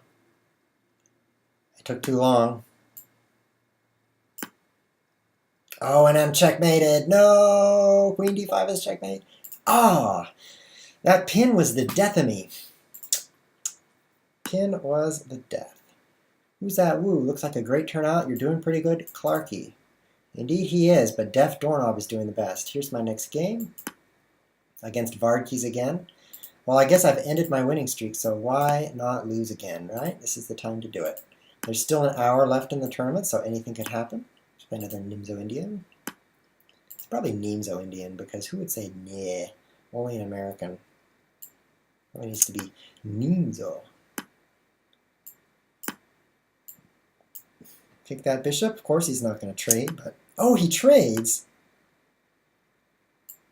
That's a surprise. Why would he give up that bishop so quickly? I don't think that's a good move.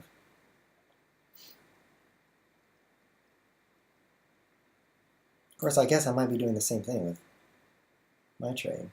Here, d5, kicking my knight. Yeah, I'd better just trade. It's way too dangerous otherwise.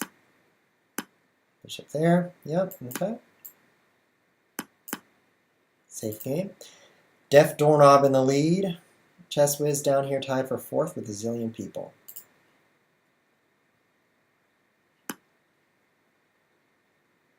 He wants to trade bishops now. He's going to put his bishop on that line. I'll take this opportunity to strike in the center. Because if I can capture with the knight, he won't have... he's not taken. And I get this chance. Should I push? Very tempting. Very tempting.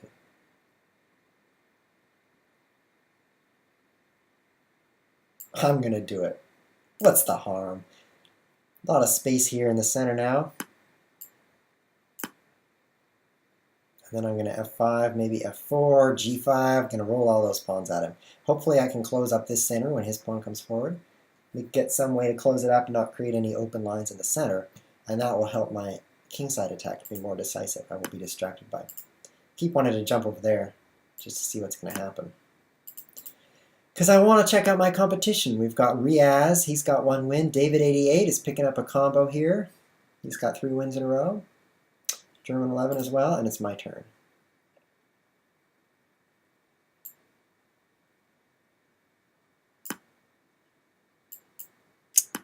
This is probably not good.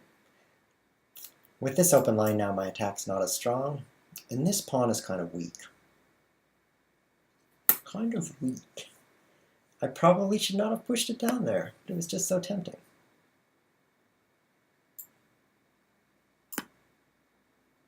And I couldn't resist. Now if I could get this guy here, I've got 3 defenders, so I'm okay. If I could get this guy up here to d5, pawn d5 will cement my center a little bit better. Then I won't have that weakness. 1 hour and 6 minutes left in the tournament, so it's going to be a very long cast, guys. You're in it for another hour if you watch the whole thing. What can we do to break up the tedium? Click there. Oh, nope, can't do that. And let's protect this center. I don't have any bishops to get stuck behind that, so how bad could it be? This bad, huh? He doesn't want to trade.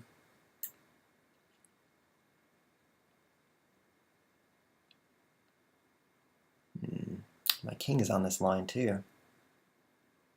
I'll just move. Well. Well. I could play queen up here. Yeah, why not? Let's go to the stream here and pop out the chat so that I can join you guys in chat since it's such a long game. We can close that guy again. We can be chatting a little bit. Can you zoom into the board while you play? That's a great question. I will look into that. I think I can't with my current software that I'm using because you just choose what window you want to cast. You can't see any other programs. You just see this one window, which is nice. But it's window-based. It's program-based. So I'm casting all of Chrome. And I can't just choose part of Chrome for that. But there are workarounds, and there is other software I could use. So that's great feedback. I mean, look at all this black stuff over here that I'm casting. That's kind of a waste. We should at least zoom in. So great feedback, 900109. You probably have another name, but I won't abuse your privacy by asking for it.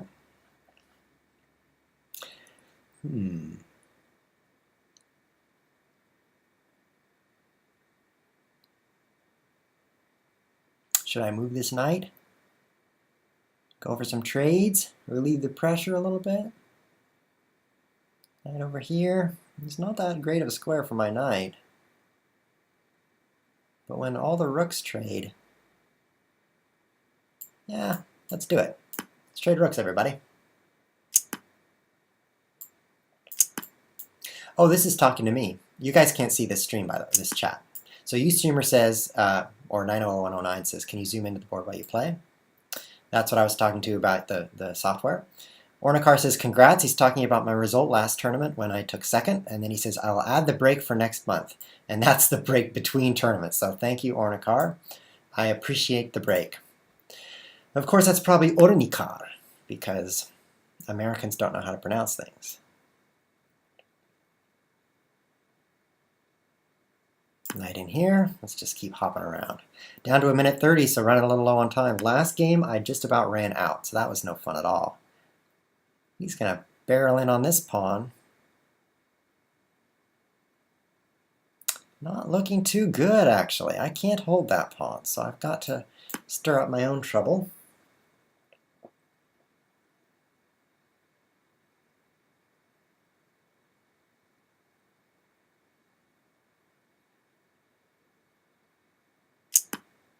Takes with the knight, protecting the other pawn. Brilliant, right? My position is falling apart. Falling apart. I'm not going to sing for you. Barely breathing. Okay, maybe a little bit. But what if I attack this queen? What then? How's he going to save his queen and hang on to that knight? How's he going to do that? You tell me. There. That's how. That was dull. Running low on time. Nothing to show for it.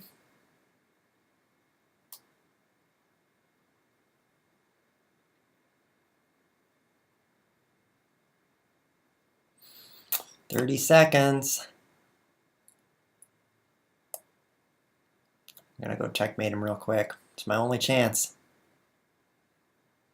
He's got a little bit of trouble. I mean, this knight needs to be protected by the queen. He can't check me in either square. That's be throwing away the knight.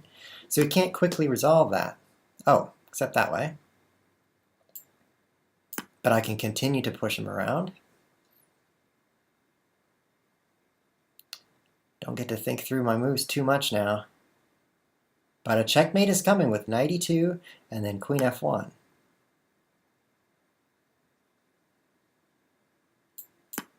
Bah! Brilliant move for him. Bah! Another brilliant move. I'm lost now. Good game. He's got a minute left, and oh ho ho! Ouch! Ouchie! I should have just taken the queen the first chance I could. But that would lead to a losing position, so I tried something even worse. So there's 2 losses in a row for me, 8 points. How does that compare to everybody else? Not so good. Let's scroll down here. Well, if we keep the screen down like this, why then look at that, I'm at the top. Oh, it updated. JF2 is my opponent now, and I get white. Exactly 1 hour left in the tournament, right now. Exchange those pawns and take the center on the queen side. 2 losses in a row. That's tough, but it's not over. I need to stop playing these super long games, because the secret to a tournament, as I've said a zillion times before, is to play fast. Win or lose, fast is the secret. So we're going to be fast from now on. Give you the boot. You don't have room back here because of g6. You can't just slide back, or I'll trap you with my other pawn. I'm sure that's happened to you guys before. So you're probably going to trade. Yeah. And then what happens? Pin that guy. Could be a bit of a problem down here on this pawn. Maybe he'll take me. But then queen a4. My bishop is opened up to this knight, which is then pinned. So take, pawn takes. Take, bishop takes. I get a pawn, but then he does. Take with the knight, take. Nope, that doesn't work. Take, pawn takes, take the knight. Bishop captures, I get this guy, he gets that guy. Then I get this guy. Then he over, I move, and he takes my on b2. Maybe I can't win a pawn just yet. I guess I can just keep bringing my pieces out. Why would I trade? So I can win a pawn. Win a pawn for a pawn. I'm going to do that no matter what he does.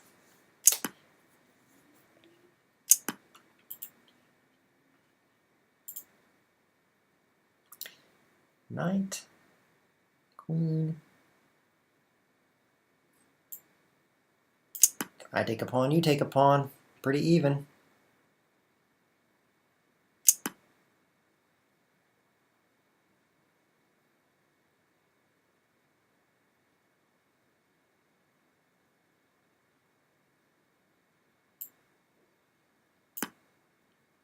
Just do that, let you trade if you want to be the trader. Traitor! Trader. I mean trader, like someone who trades, not traitor like someone who gets hanged to death. There's a subtle difference there, but it can cost you your life if you get it wrong.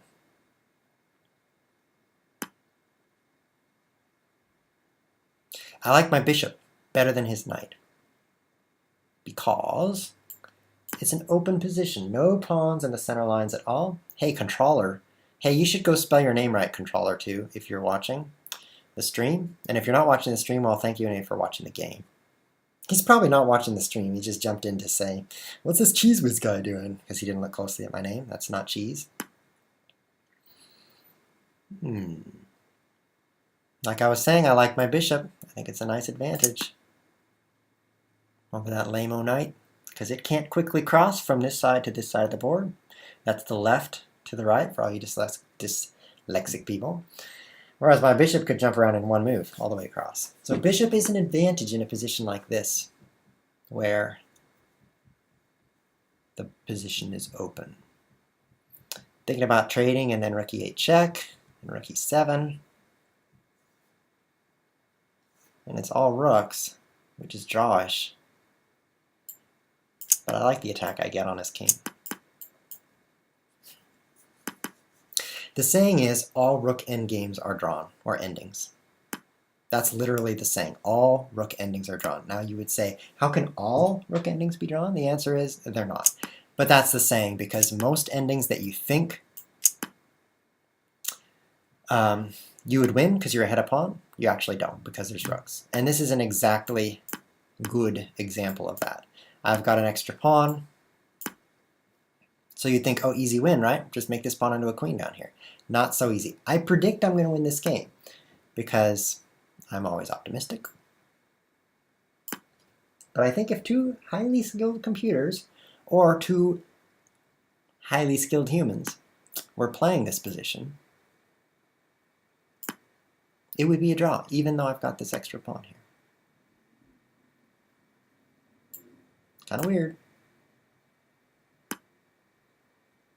Maybe I'll attack you over here. Try to be active. Yeah, I'm going this way. I'm stirring things up. I have to go here, right? But I can play this first. Oh, you changed it. What about g4? And I can save my rook with rook c7. I'll play g4 now so that never happens again.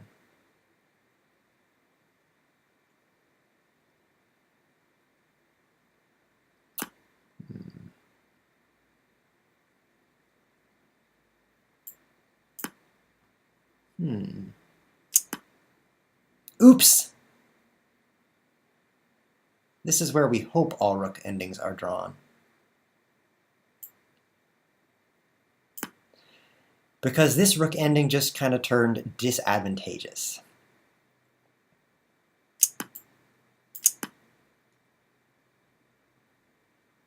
Unless he picks this guy up, then I might win. Do it, do it, do it. He's thinking now. Oh, he saw it. He's not going to do it. He did it! Okay, so check. He has to king here. Take the rook. He has to take king here. If he moves this pawn, I get this one. Actually, if he moves that pawn, I take it. So he plays king here. Then I'm up here, and he's there. And then I take this. Then he plays king here, and king h5, and I win. I'm going to win, dude. Check it out. Forced win. I just saw a lot of moves ahead. So I'm proud of myself for that.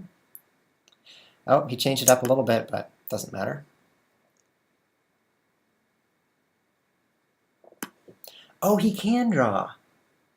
Look at that. I didn't see. He goes this way. He goes this way, and this 1876 knows how to draw this position. Bah! Gotta chop some points off that rating.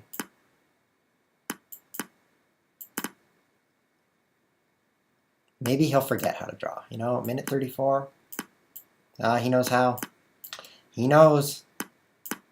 Straight back is the secret. Every time you're in this position, you move your king straight back and not diagonal. Because diagonal, I would win. If you don't believe me, try it against someone sometime. You have to keep your king in these two squares. Never go to the side. Draw. He claims draw. If you go to one side, then the opponent can come up and take opposition, which is a complex chess concept, the opposition.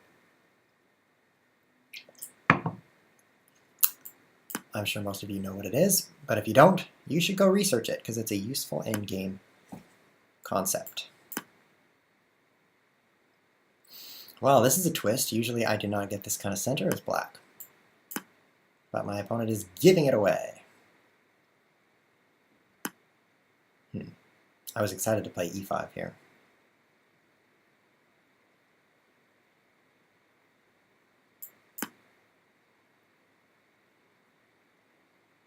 $50 minutes left. What did that draw do to my placement?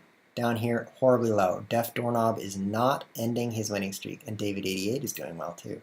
These are guys who also played the first tournament, so a break between tournaments I'm sure they would appreciate as well.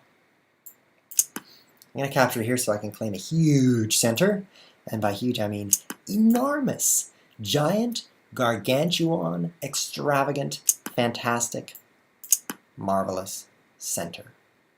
3 center pawns, well advanced. That's what I'm talking about. I need to get castles, so I need to bring this bishop out. On the other hand, I want to play bishop here to cause some trouble on this diagonal. So which one will happen? Which one is more important? We'll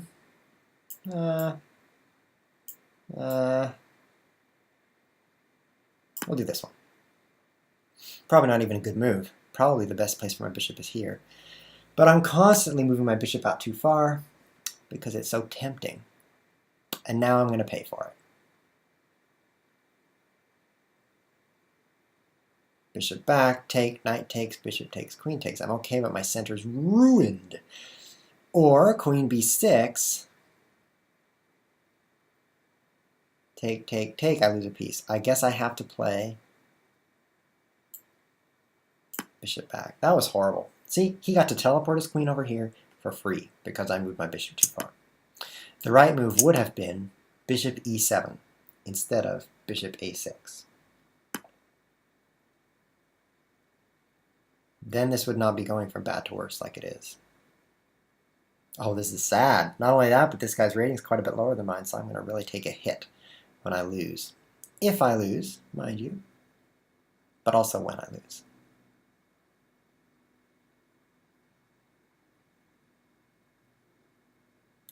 Pinned pieces. Apparently he read the book called Attack Pinned Pieces. And he's going to play e4 and make it even worse.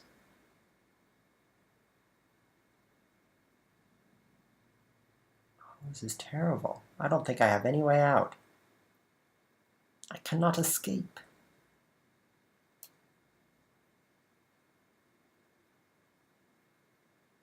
So sad, and all because of my greed in bishop a6.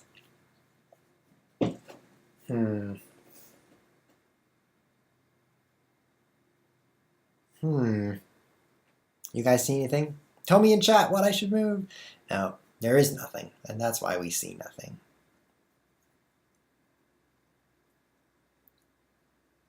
I guess I resign. Good game. I wish I could tell him good game, but there's no chat box.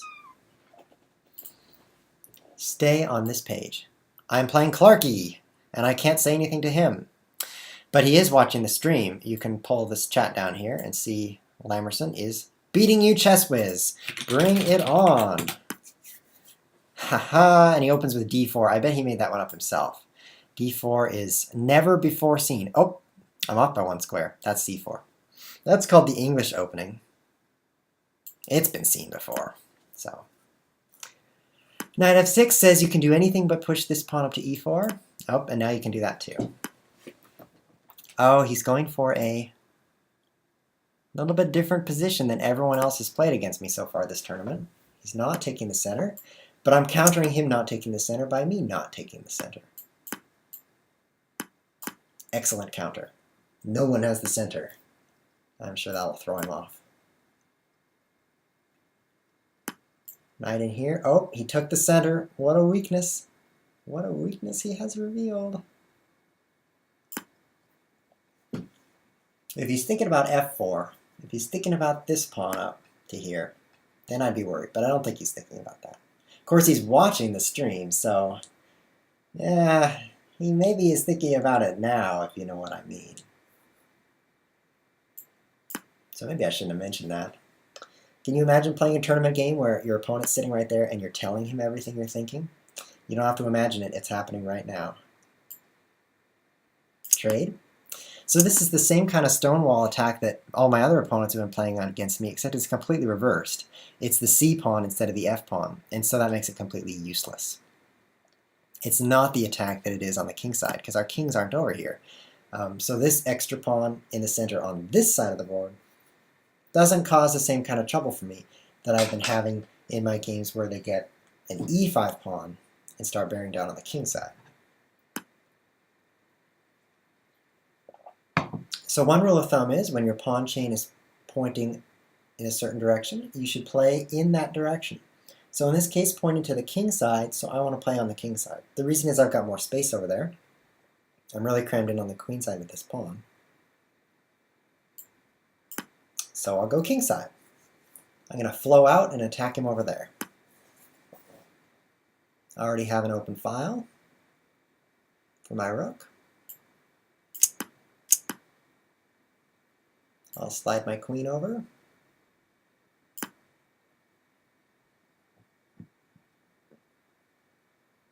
to g3, or g6, I'm sorry. Slide is complete. c5 is a good spot for my knight. Particularly good now that he's bearing down on my backward pawn. This is the right choice for him because not only is it an open line for his rook, but he's attacking the base of my pawn chain, like I mentioned earlier. That's my weakness. So rook c8 is a horrible defensive move. Your rooks do not like defending like that. Knight c5 is more beautiful, but then when he plays b4, he kicks me away. So am I actually going to defend here? Only you know. Which means nobody knows. I'll block it. I don't like playing defensively. b4. Oh, he trades. I'm glad of that. Glad I didn't tell him that I would be glad of it, or he may not have done it. I like closing this up now. There's less chances for him on this side, which means I get to play on the king side. Should I go bishop this way? Or bishop this way? Why not just scare that queen a little bit?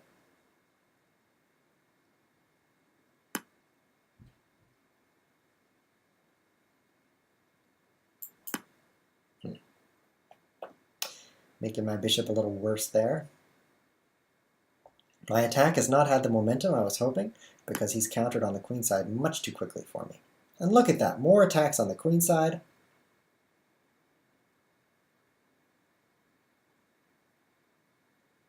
My attack on the king side is basically stopped before it started.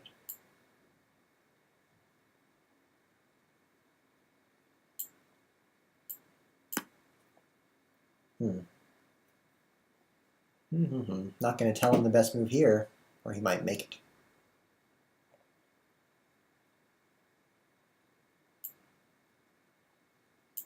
Capture and lose c7? No, that would be terrible.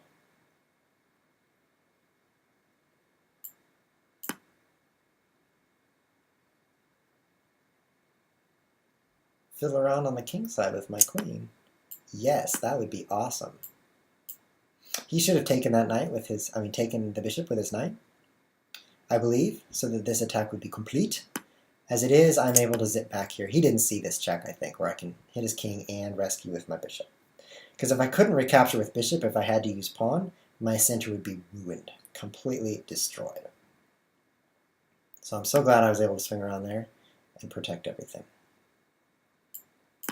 Getting a little low on time, so I have to play a little faster. Rook f7 probably would have been better, hitting the queen and still protecting this. But there's always a tomorrow, and I'll play that next. Get out of here, queen. Go find your own house. This is my house.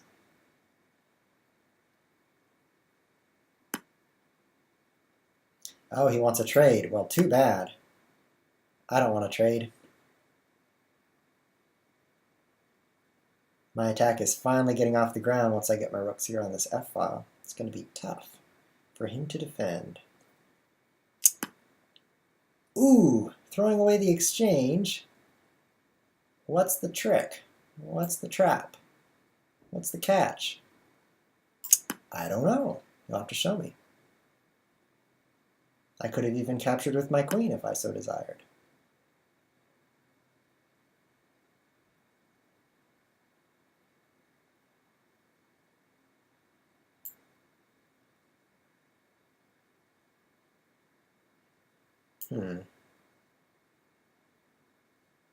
Yeah, I need to strengthen my rooks.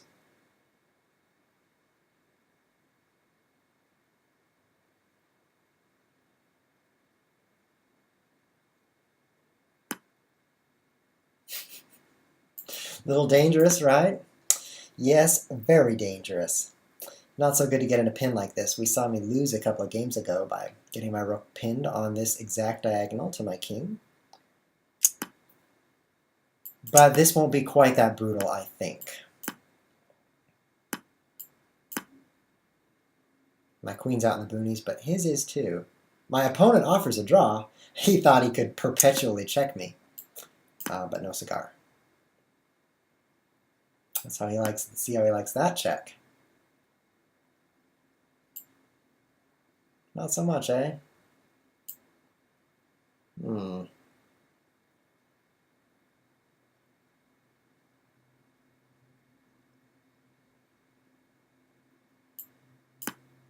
25 seconds.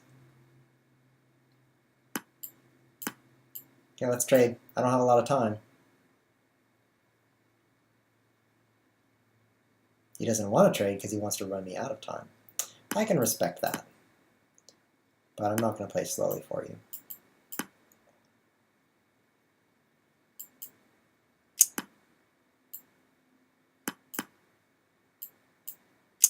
Uh-oh. Oh, no. No, no, no, no, no. He's listening to stream right now. Oops! Oh, thank you for not taking all my things.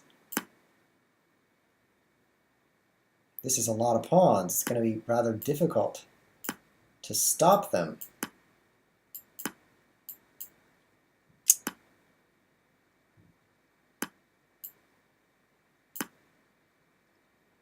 Especially while running out of time. But I will do my best.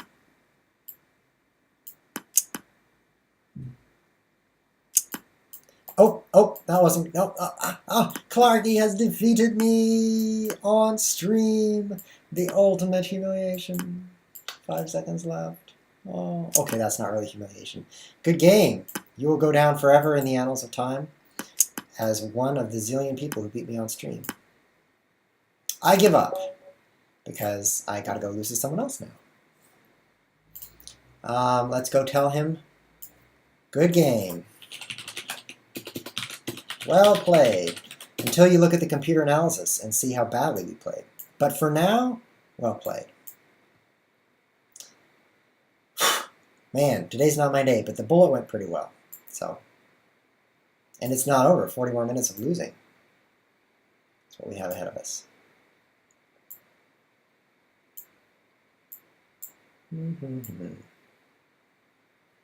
He says, I think this is pronounced whoa, but maybe it's ooah. Great game, guys. Ornikar watched my defeat. Oh well, I guess he got to lose to Clarky to be in the in crowd. Here we go. Game number 1, 2, 3, 4, 5, 6, 7, 8. Game number 9. Another Karo Khan. This time we'll play the Advance, which transposes into a French defense where he gets his bishop out, which never happens in the French defense, which is why this is not a very popular opening. But hey, since it's not popular, my opponent will not be ready for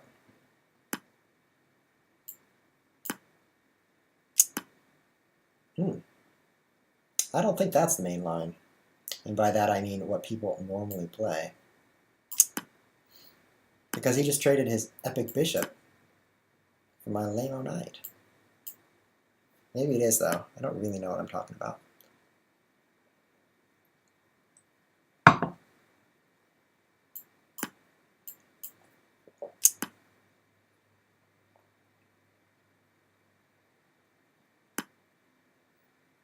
Check. Jump over there.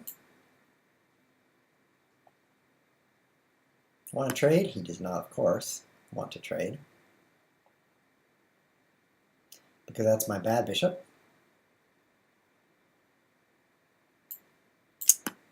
But I'll trade my bad bishop and then block the check this way. And I'll actually recapture with the king, because enough pieces have come off the board that castling for safety is no longer an issue. I think 2 minor pieces and 2 rooks could be little enough that I won't be in trouble of being mated.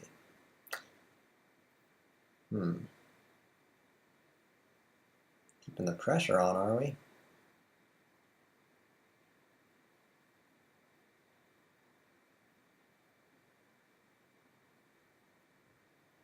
I can't protect d4.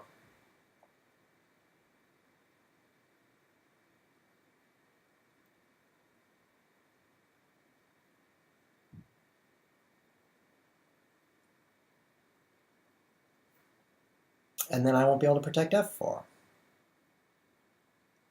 I guess I was a little too trade happy. Didn't get the rest of my pieces out. If I had my knight and rook out, then I'd be fine.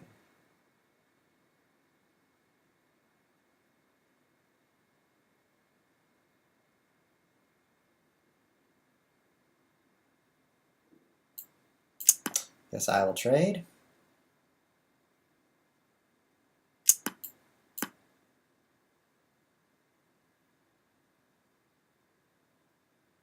Bring out the rest of my pieces as fast as I can.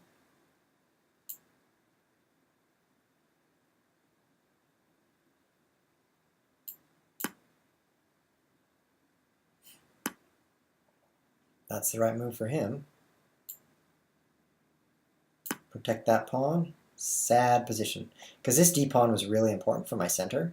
I was holding this pawn with it. With it gone, my center is kind of weak. So it's not even just being down a pawn. Now I'm down a pawn and a center.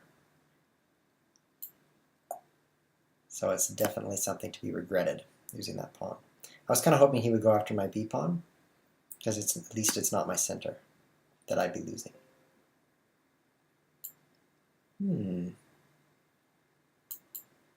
All is not lost unless you're playing against a nice, strong opponent who would crush you in a position like this. I actually have no chance of winning if he plays perfectly, but that would be a dream world indeed.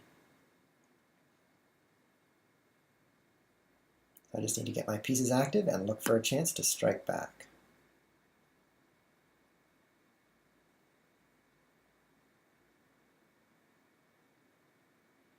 Like maybe an opportunity to trap his rook. It's not trapped yet, but things could get a little tricky here.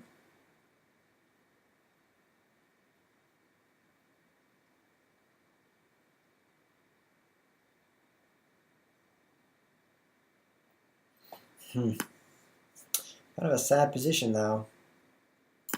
Overall, I do not have enough to cause him any trouble. Enough of anything. You might say, enough of what? Enough space? No, I don't have enough anything.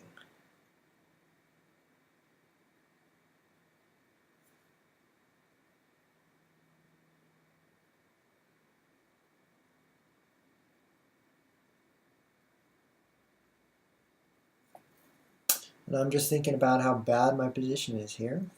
If I move my b3 knight, then I drop b2 with an amazing skewer to my bishop. If I don't, then I have nothing to move. So I'll throw away my bishop. That'll mix it up. Now I am down a piece for a pawn, but the center is a little more open.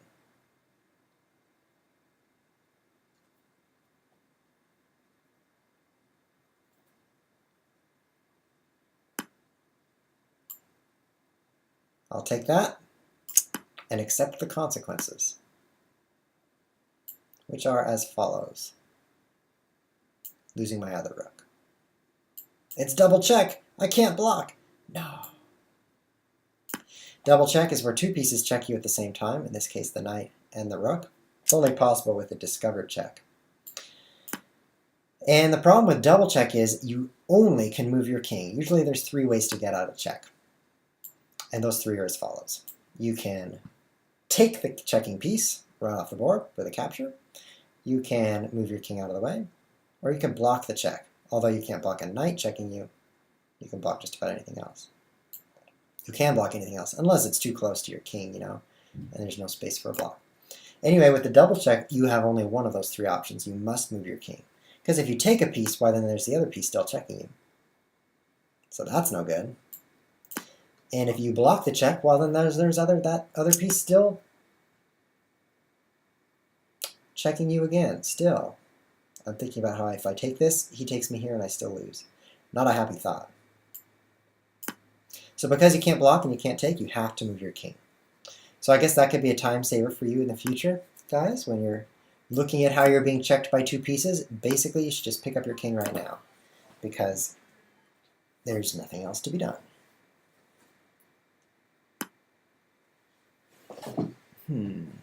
It's going to grind me into nothingness here. Should I resign now, or should I lose later? Tough choice. Tough choice indeed, being down a rook for nothing. Okay, I give up. Oh, nice move, rook d5, you got me. That was such a good move. So Def Doorknob, he didn't stop by beating me in game 4 or 5, whatever it is. He continued by winning 6 more games. So well played, Def Doorknob. I think he's got this tournament. I figured out why he's called Deaf Doorknob now. You might know that doorknobs are deaf, they have no ears. But the point is there's a saying called deaf as a doorknob. Now, why you would name yourself after that saying, I still do not know, but at least half the mystery is solved. And I think he's got the victory clinched here. 28 points. It's not nearly enough to pass 40. Right now, this guy... You know what, by the way?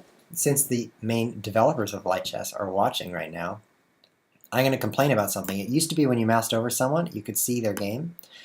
And you could see, take that, who they're playing against down here. Which is useful because let's say I want to go see who the top players are playing against. I open up the players window here. I mouse over Gus Fring, who's super strong. And I can see, is he playing another strong player or is he playing his anonymous friend?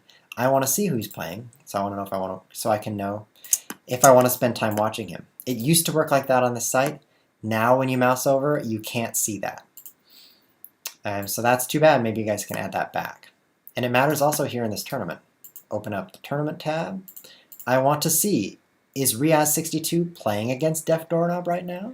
That would be an important game. Or is he playing against, you know, someone way down here? It matters. So maybe you guys could add that back. I enjoyed it while it lasted. Castling queenside. Queenside? That's a little normal for this opening. D4. Not safe. D3. Not cool. C3. Weird. I will go with weird. This is preparing an ultimate pawn onslaught for him here. Look at that. Here they come. Coming out against his king. You guys already know this, but the rule for castles on opposite sides is throw your pawns at him. Because you tear open his pawns, and that's how you get the checkmate going. It's critical to checkmate the opponent before they checkmate you when you castle on opposite sides of the board. That's why he's doing the same thing over there, throwing his pawns down on that side.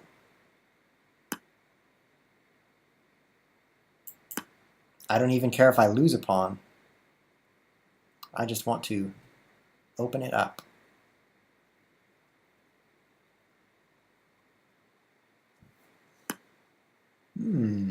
Well, I didn't lose a pawn, but I am opening it up. Yeah, his king is open. There's no avoiding it. This is very strange that I haven't moved my d-pawn or got my bishop out. I'm sure a stronger player would have done that by now. Ooh, I get to capture en passant. Not every day you get to do that. Unless you play a lot of chess. I suppose if you play 24 hours a day, then it might be every day that you get to do that. Bishop out here. Trade my bishop that's never moved for his bishop that's never moved. Why would I do that?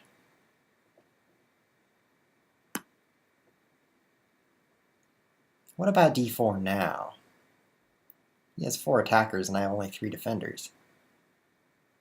So that's one reason not to. But take. He has to take with bishop. Take.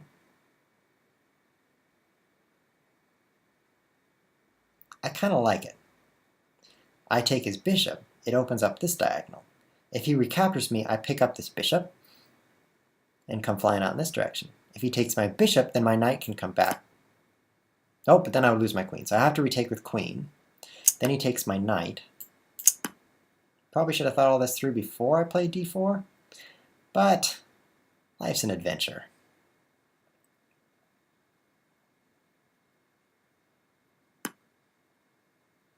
Oh, it's a trap. I cannot take that bishop. Probably. Check it out. Take the bishop, he takes my queen. I play check with my rook, forking his. He takes my...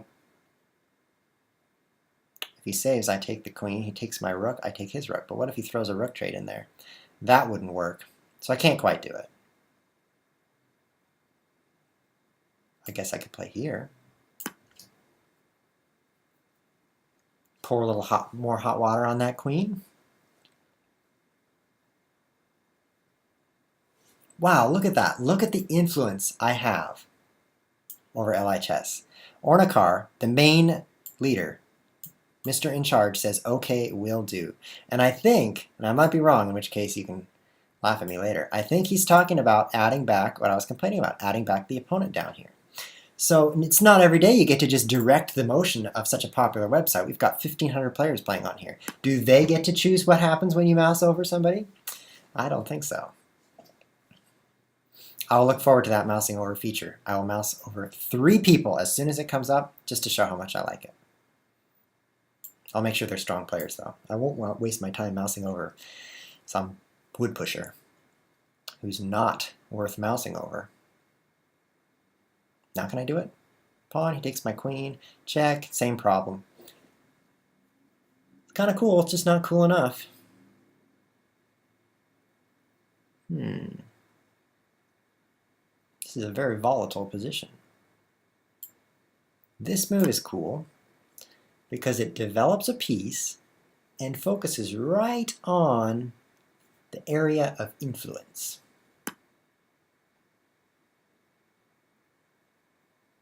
Now can I do it? Take, to take, no. Okay, I'll stop looking. Queen out here, still defending this pawn. There's still a lot of pieces on the board, and there's not much covering this king. I think a very powerful attack is coming through very shortly. What if I take this? Why would I? Because otherwise he's going to take my pawn. What if I do? I love it. I love it. Only a minute left, but this attack is so powerful. Comes down here, then I do what I've been trying to do for 3 or 4 moves, which is fork his king and queen with a crushing attack following. Okay, I'll take that queen if you insist.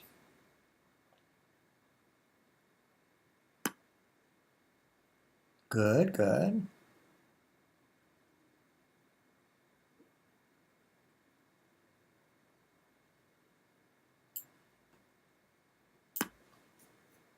Come over there, I guess, and take that. Wasting my time picking up pawns, I guess, but what else is there to do in a game of chess? Capturing pawns is one of my favorite pastimes. Still kind of scary, so let's count it up. What do we have left here?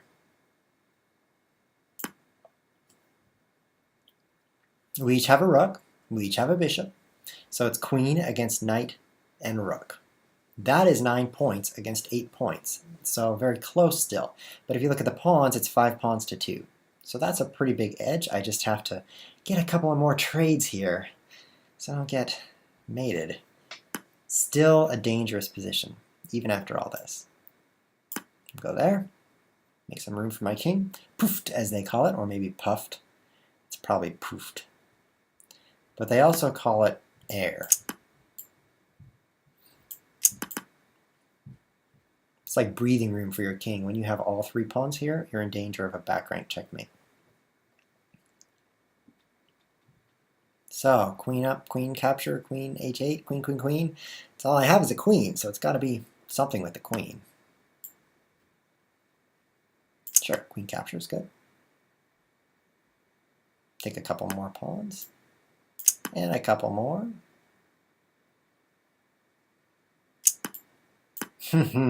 Powerful queen. What can he do? Protect everything, I guess. Now I have to make a pawn into a queen to finish him off. And quickly. That's the other part. Very quickly. Check.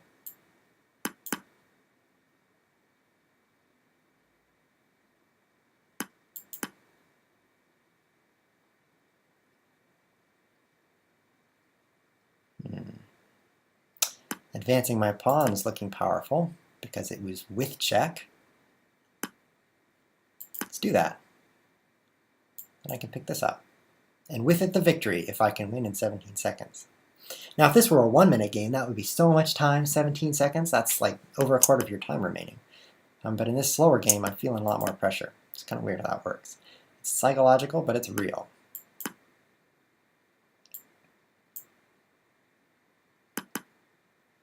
Maybe it's because the pieces move slower. So here's another complaint, Thibaut, if you're still watching. In a really fast game, the pieces are snappy. You make your move and it instantly pop. And same with the opponent's move. I'm sure you know about this because you added the feature, and it's really cool.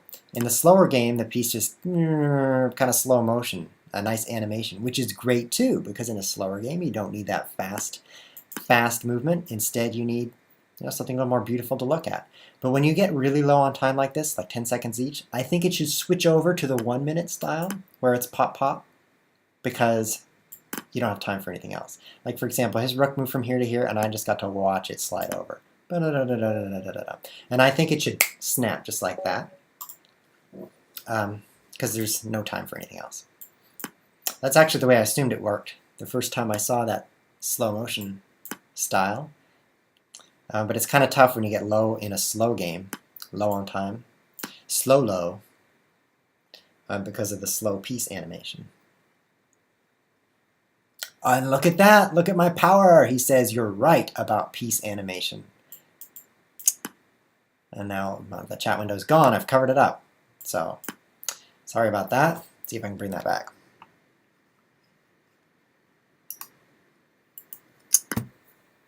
There we go. I'll get that fixed too. Wow. 2 in a row. Awesome. 20 minutes left in the tournament. If we both use all our time, that's a 10-minute game. And then if that happens again, another 10-minute game. So we may have just 2 games left here. But if I play fast enough, let's say I play instantly. My opponent only has 5 minutes. He uses that up. That's a 5-minute game. So I could get 4 games played, or at least 3 in this much time. That's the power of moving instantly. So that's my new plan. This guy's rated 13-16. I could take that on with instant moves. So that's the goal. Boom. Maybe I shouldn't be playing instantly. That was kind of a mistake.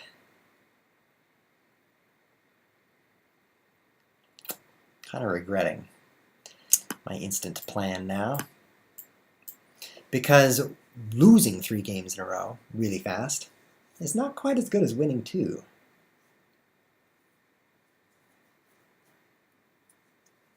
So maybe I should slow down. I'm not fully convinced. Just need to bring in the rest of my pieces. I don't want to trade queens because now that I've lost a pawn, I'd like to keep it complicated. So I will not recapture with the queen. Still have a good attack. I mean, it's not a great attack, but it's a good attack because I've got bishop here on f7 attacking, and my rook's on an open line hitting that same pawn. And then I've got, he is bringing over some defense, but my queen can come down here and my bishop is pointed that way. So there is definitely some possibility here to cause him trouble. Queen h5 looks nice. Queen out here. And he's moved into a pin. My rook is pinning that, so yeah, I think that was a mistake for him. How's he going to protect that bishop? Even if he does protect it, say with knight, he didn't, oops, with knight e7, it is then a pinned piece, and you know, if you pin it, you win it. Just play g4 next, and that piece would then be under attack and can't move, so I would get it that way anyway. Now that he's moved his king over, f7 is going to fall, but I'd rather bring out my other rook. Got to use all your pieces in chess, not just a few of your best ones. That's a mistake beginners make. They learn how everything moves and they say, wow, the queen is so awesome, I'm using her only. So they move the queen out and 5-6 times, maybe 8 times, capture a bunch of pieces because they're also playing a noob. But eventually that queen gets captured, then it's time to pick something new. Hero unit, rook, and they go out with a rook. That's not the way to play chess. You need to use your whole army. So sorry to break it to you, but if you're playing that way, you really should stop and move all of your pieces. The rule of thumb for the opening is move every piece once. And I don't mean every pawn. You don't have to move your side pawns. But I want you to use Move each knight once to bring it out, then each bishop once to bring it out. I don't want to see knight out, knight up, knight up, knight up, attack with the knight. That's just a bad use of your entire army. You want to use everything. So move every piece once. Castling counts as moving your king, so that's one move for the king. Be sure to castle in a game of chess. Good way to keep safe.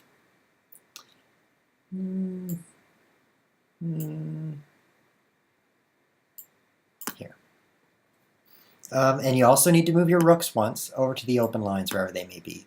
And if there aren't any open lines, move to the center files, the D and E files, because that's most likely to be a useful place later on when things do open up.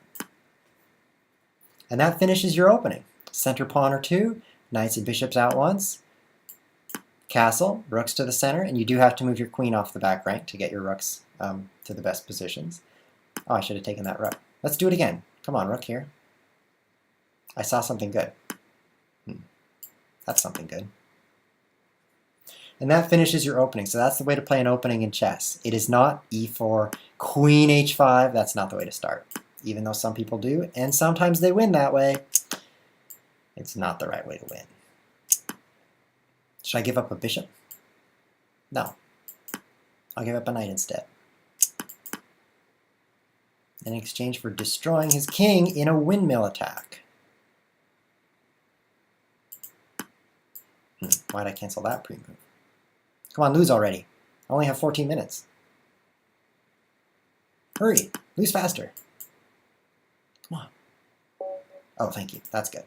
Plus 0 points for that win. Not a lot. Now I get to play our LI Chess regular. Here, let me open him up in a new tab so you can see. I will play the something something gambit. Look at that. 21,000 games. That's weird. I thought he had more. 31,000 over here. So why is that? Waiting for opponent. Good. Whoops. So he's got 21,000 here. He also has, I don't know why this is 21,000. And his number over here is 31, almost 32,000. Maybe Thibaut can explain that for us, because I thought those numbers would match. Let's look one more time. Standard. So the only other kind is chess 960. I don't think 8 makes up the difference. Back to chess. Let's bring these pieces out quickly.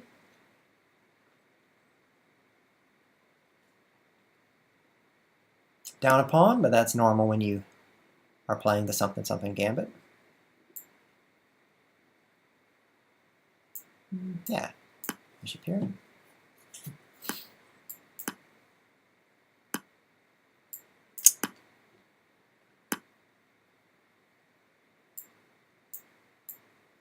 Attack the queen. Ah, the secret is revealed. Aborted games don't appear. So that means I've learned the secret to becoming the player with the most games on LI Chess. Abort a lot of games. Because does that seem normal to you? 21,000 there, 31,000, new tab, over here. That means like a third of his games were aborted. Doesn't seem quite right to me. Maybe he aborted a third of his games, but if he did, then that's his secret weapon to getting on the top of the listing. And I don't know how I feel about that. Maybe good, because I'll go abort games. I wonder if you could play yourself. Yes, play yourself, then abort, and then you get two games, right? Because you're playing white and you're playing black. That sounds good. Or you could play the computer, level 1 computer, and then abort. Or maybe the level 2 computer if you're feeling brave. I could take on a level 2 computer if I abort the first move. Seems reasonable.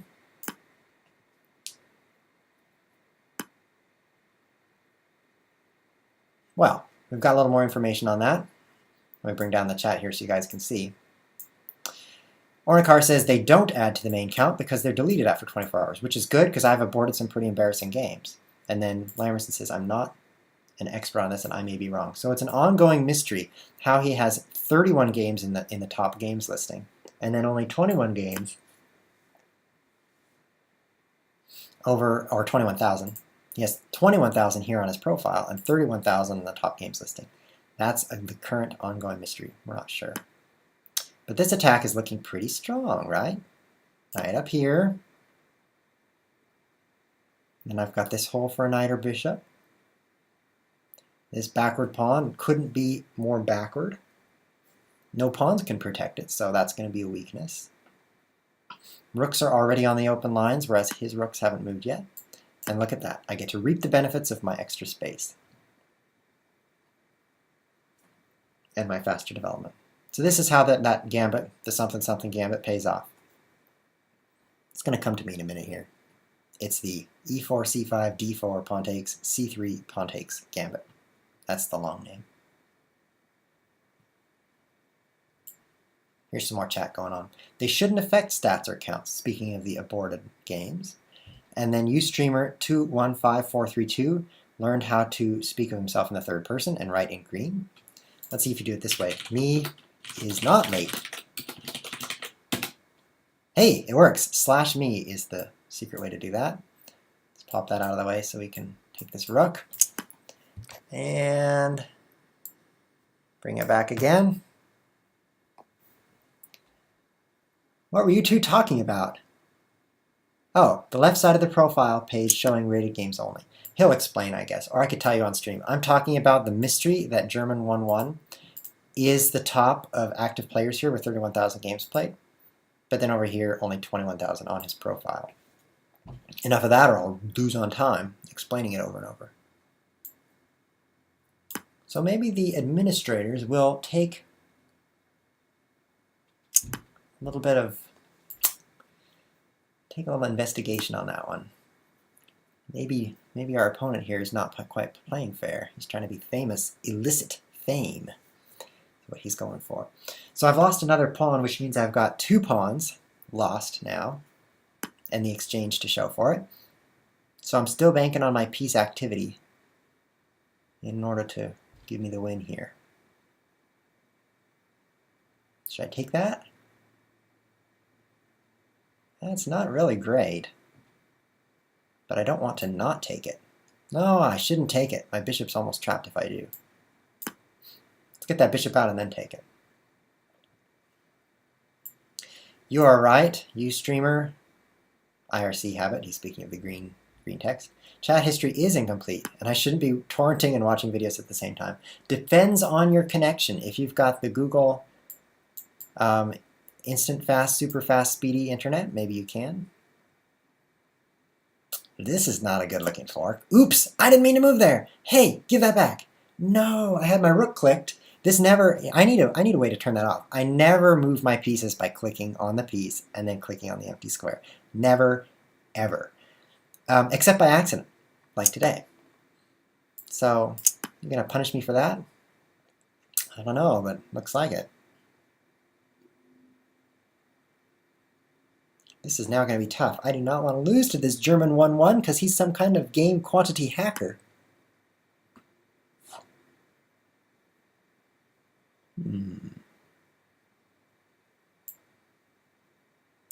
Piling up the attack on d6, that poor pinned pawn. PPP for short.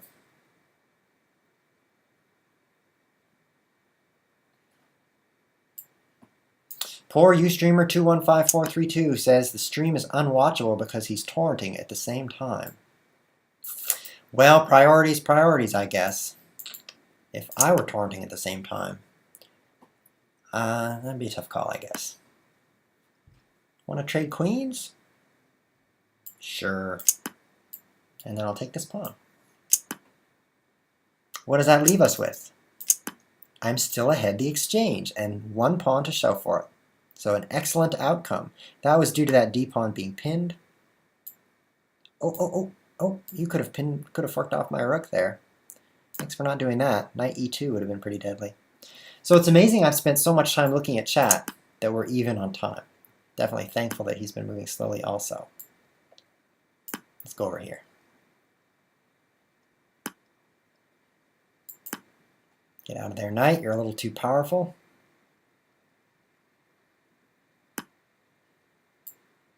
Thank you. That's a great square. You're welcome to move to e6 anytime.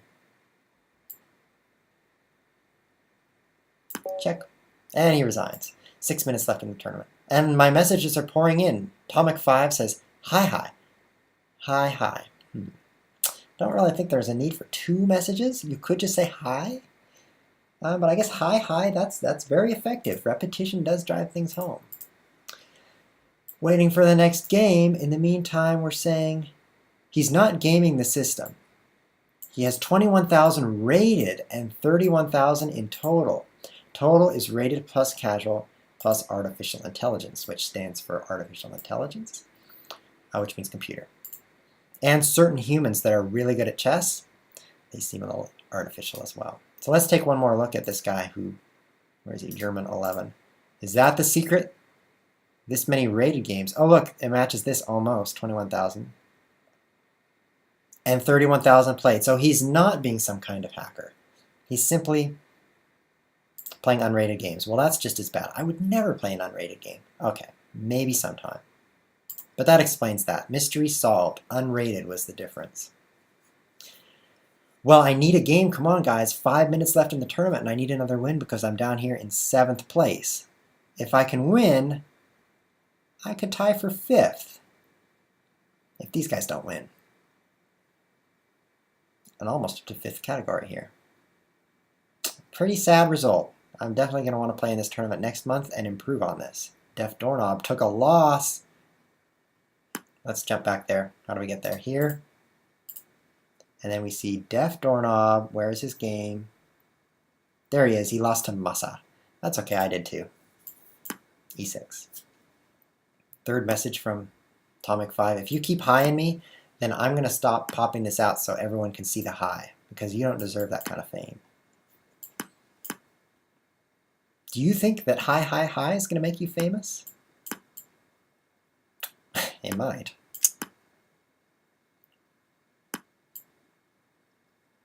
How do we pronounce G-M-Y-O-L-O? Chess. I'm assuming that's chess at the end. Hey, maybe the GM stands for Grandmaster, the highest chess title. And YOLO stands for your low.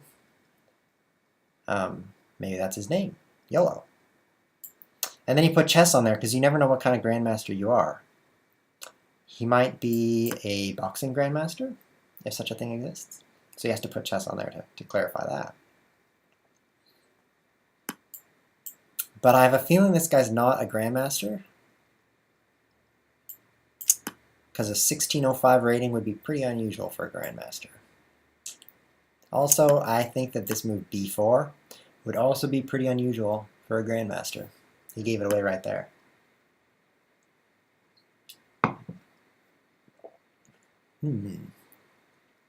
Should I d5, hit that center, lock in my bishop?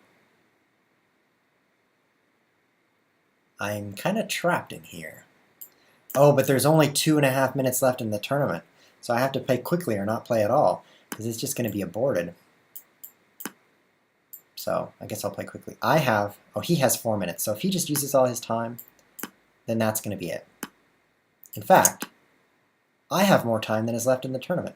This is maybe a little bit of a flaw. If I get into a losing position, all I have to do is sit there and I won't lose. Of course, I don't benefit either. I avoided getting 0 points by losing, and instead I got 0 points by aborting. That's not exciting.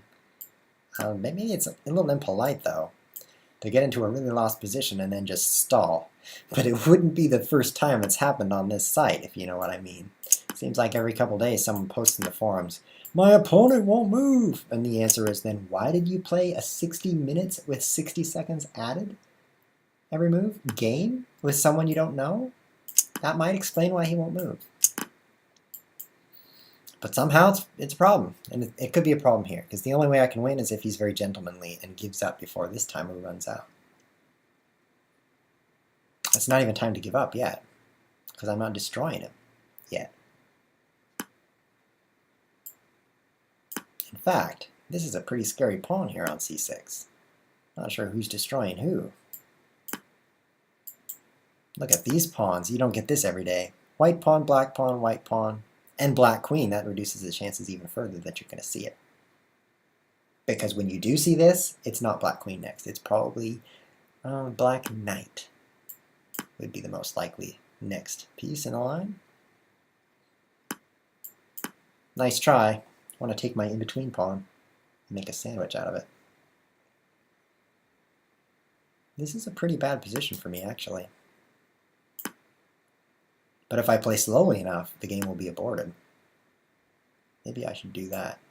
I should still play quickly in case I suddenly get a winning position and can win. That doesn't seem very likely here, because he's going to play c7. Let me think about this for another 30 seconds. He's going to play c7. And then c8. That's pretty bad. Guess I got to think about this for another 23 seconds. Well, c8, he'll have 2 queens. That's twice as many queens as I have. What if I move here? That looks pretty strong. Yeah. Didn't expect that, did you? Oh, the game is aborted. Oh, that's too bad.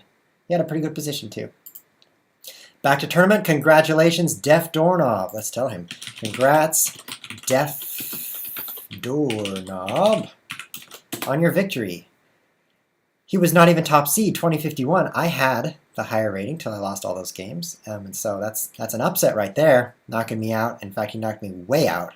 There I am in 7th place. But he also knocked these guys out. 1940, 1601, good result there for 1601. There's another 1700. So this was anybody's game. The other top player, 2126, took 5th place. And then Clarky just behind me. Take that, Clarky. You can beat me in chess, but not in tournaments. Unless we play another tournament, and then you might beat me. Exhausted. Talk about exhausting. 100 minutes of slow chess. That was a lot of fun. Arg for Vitus, who was just 2 points behind 2nd place. So that's definitely worth an arg, especially because he had 2 wins in a row. So one more would have been worth 4 points, and he could jump past this guy who's not in a streak right now. So that's definitely worth an arg.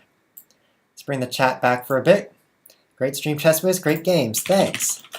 5-0 sure is tough for me. I don't need to send a smiley. I send too many smileys anyway. Tied for 3rd. Hardly. Hellball didn't join the tournament, sadly. Would have been a fun player to have. Game aborted with 6 seconds of time left. Thanks, Chess Whiz and all. Yes. Good games all. See you at the next monthly.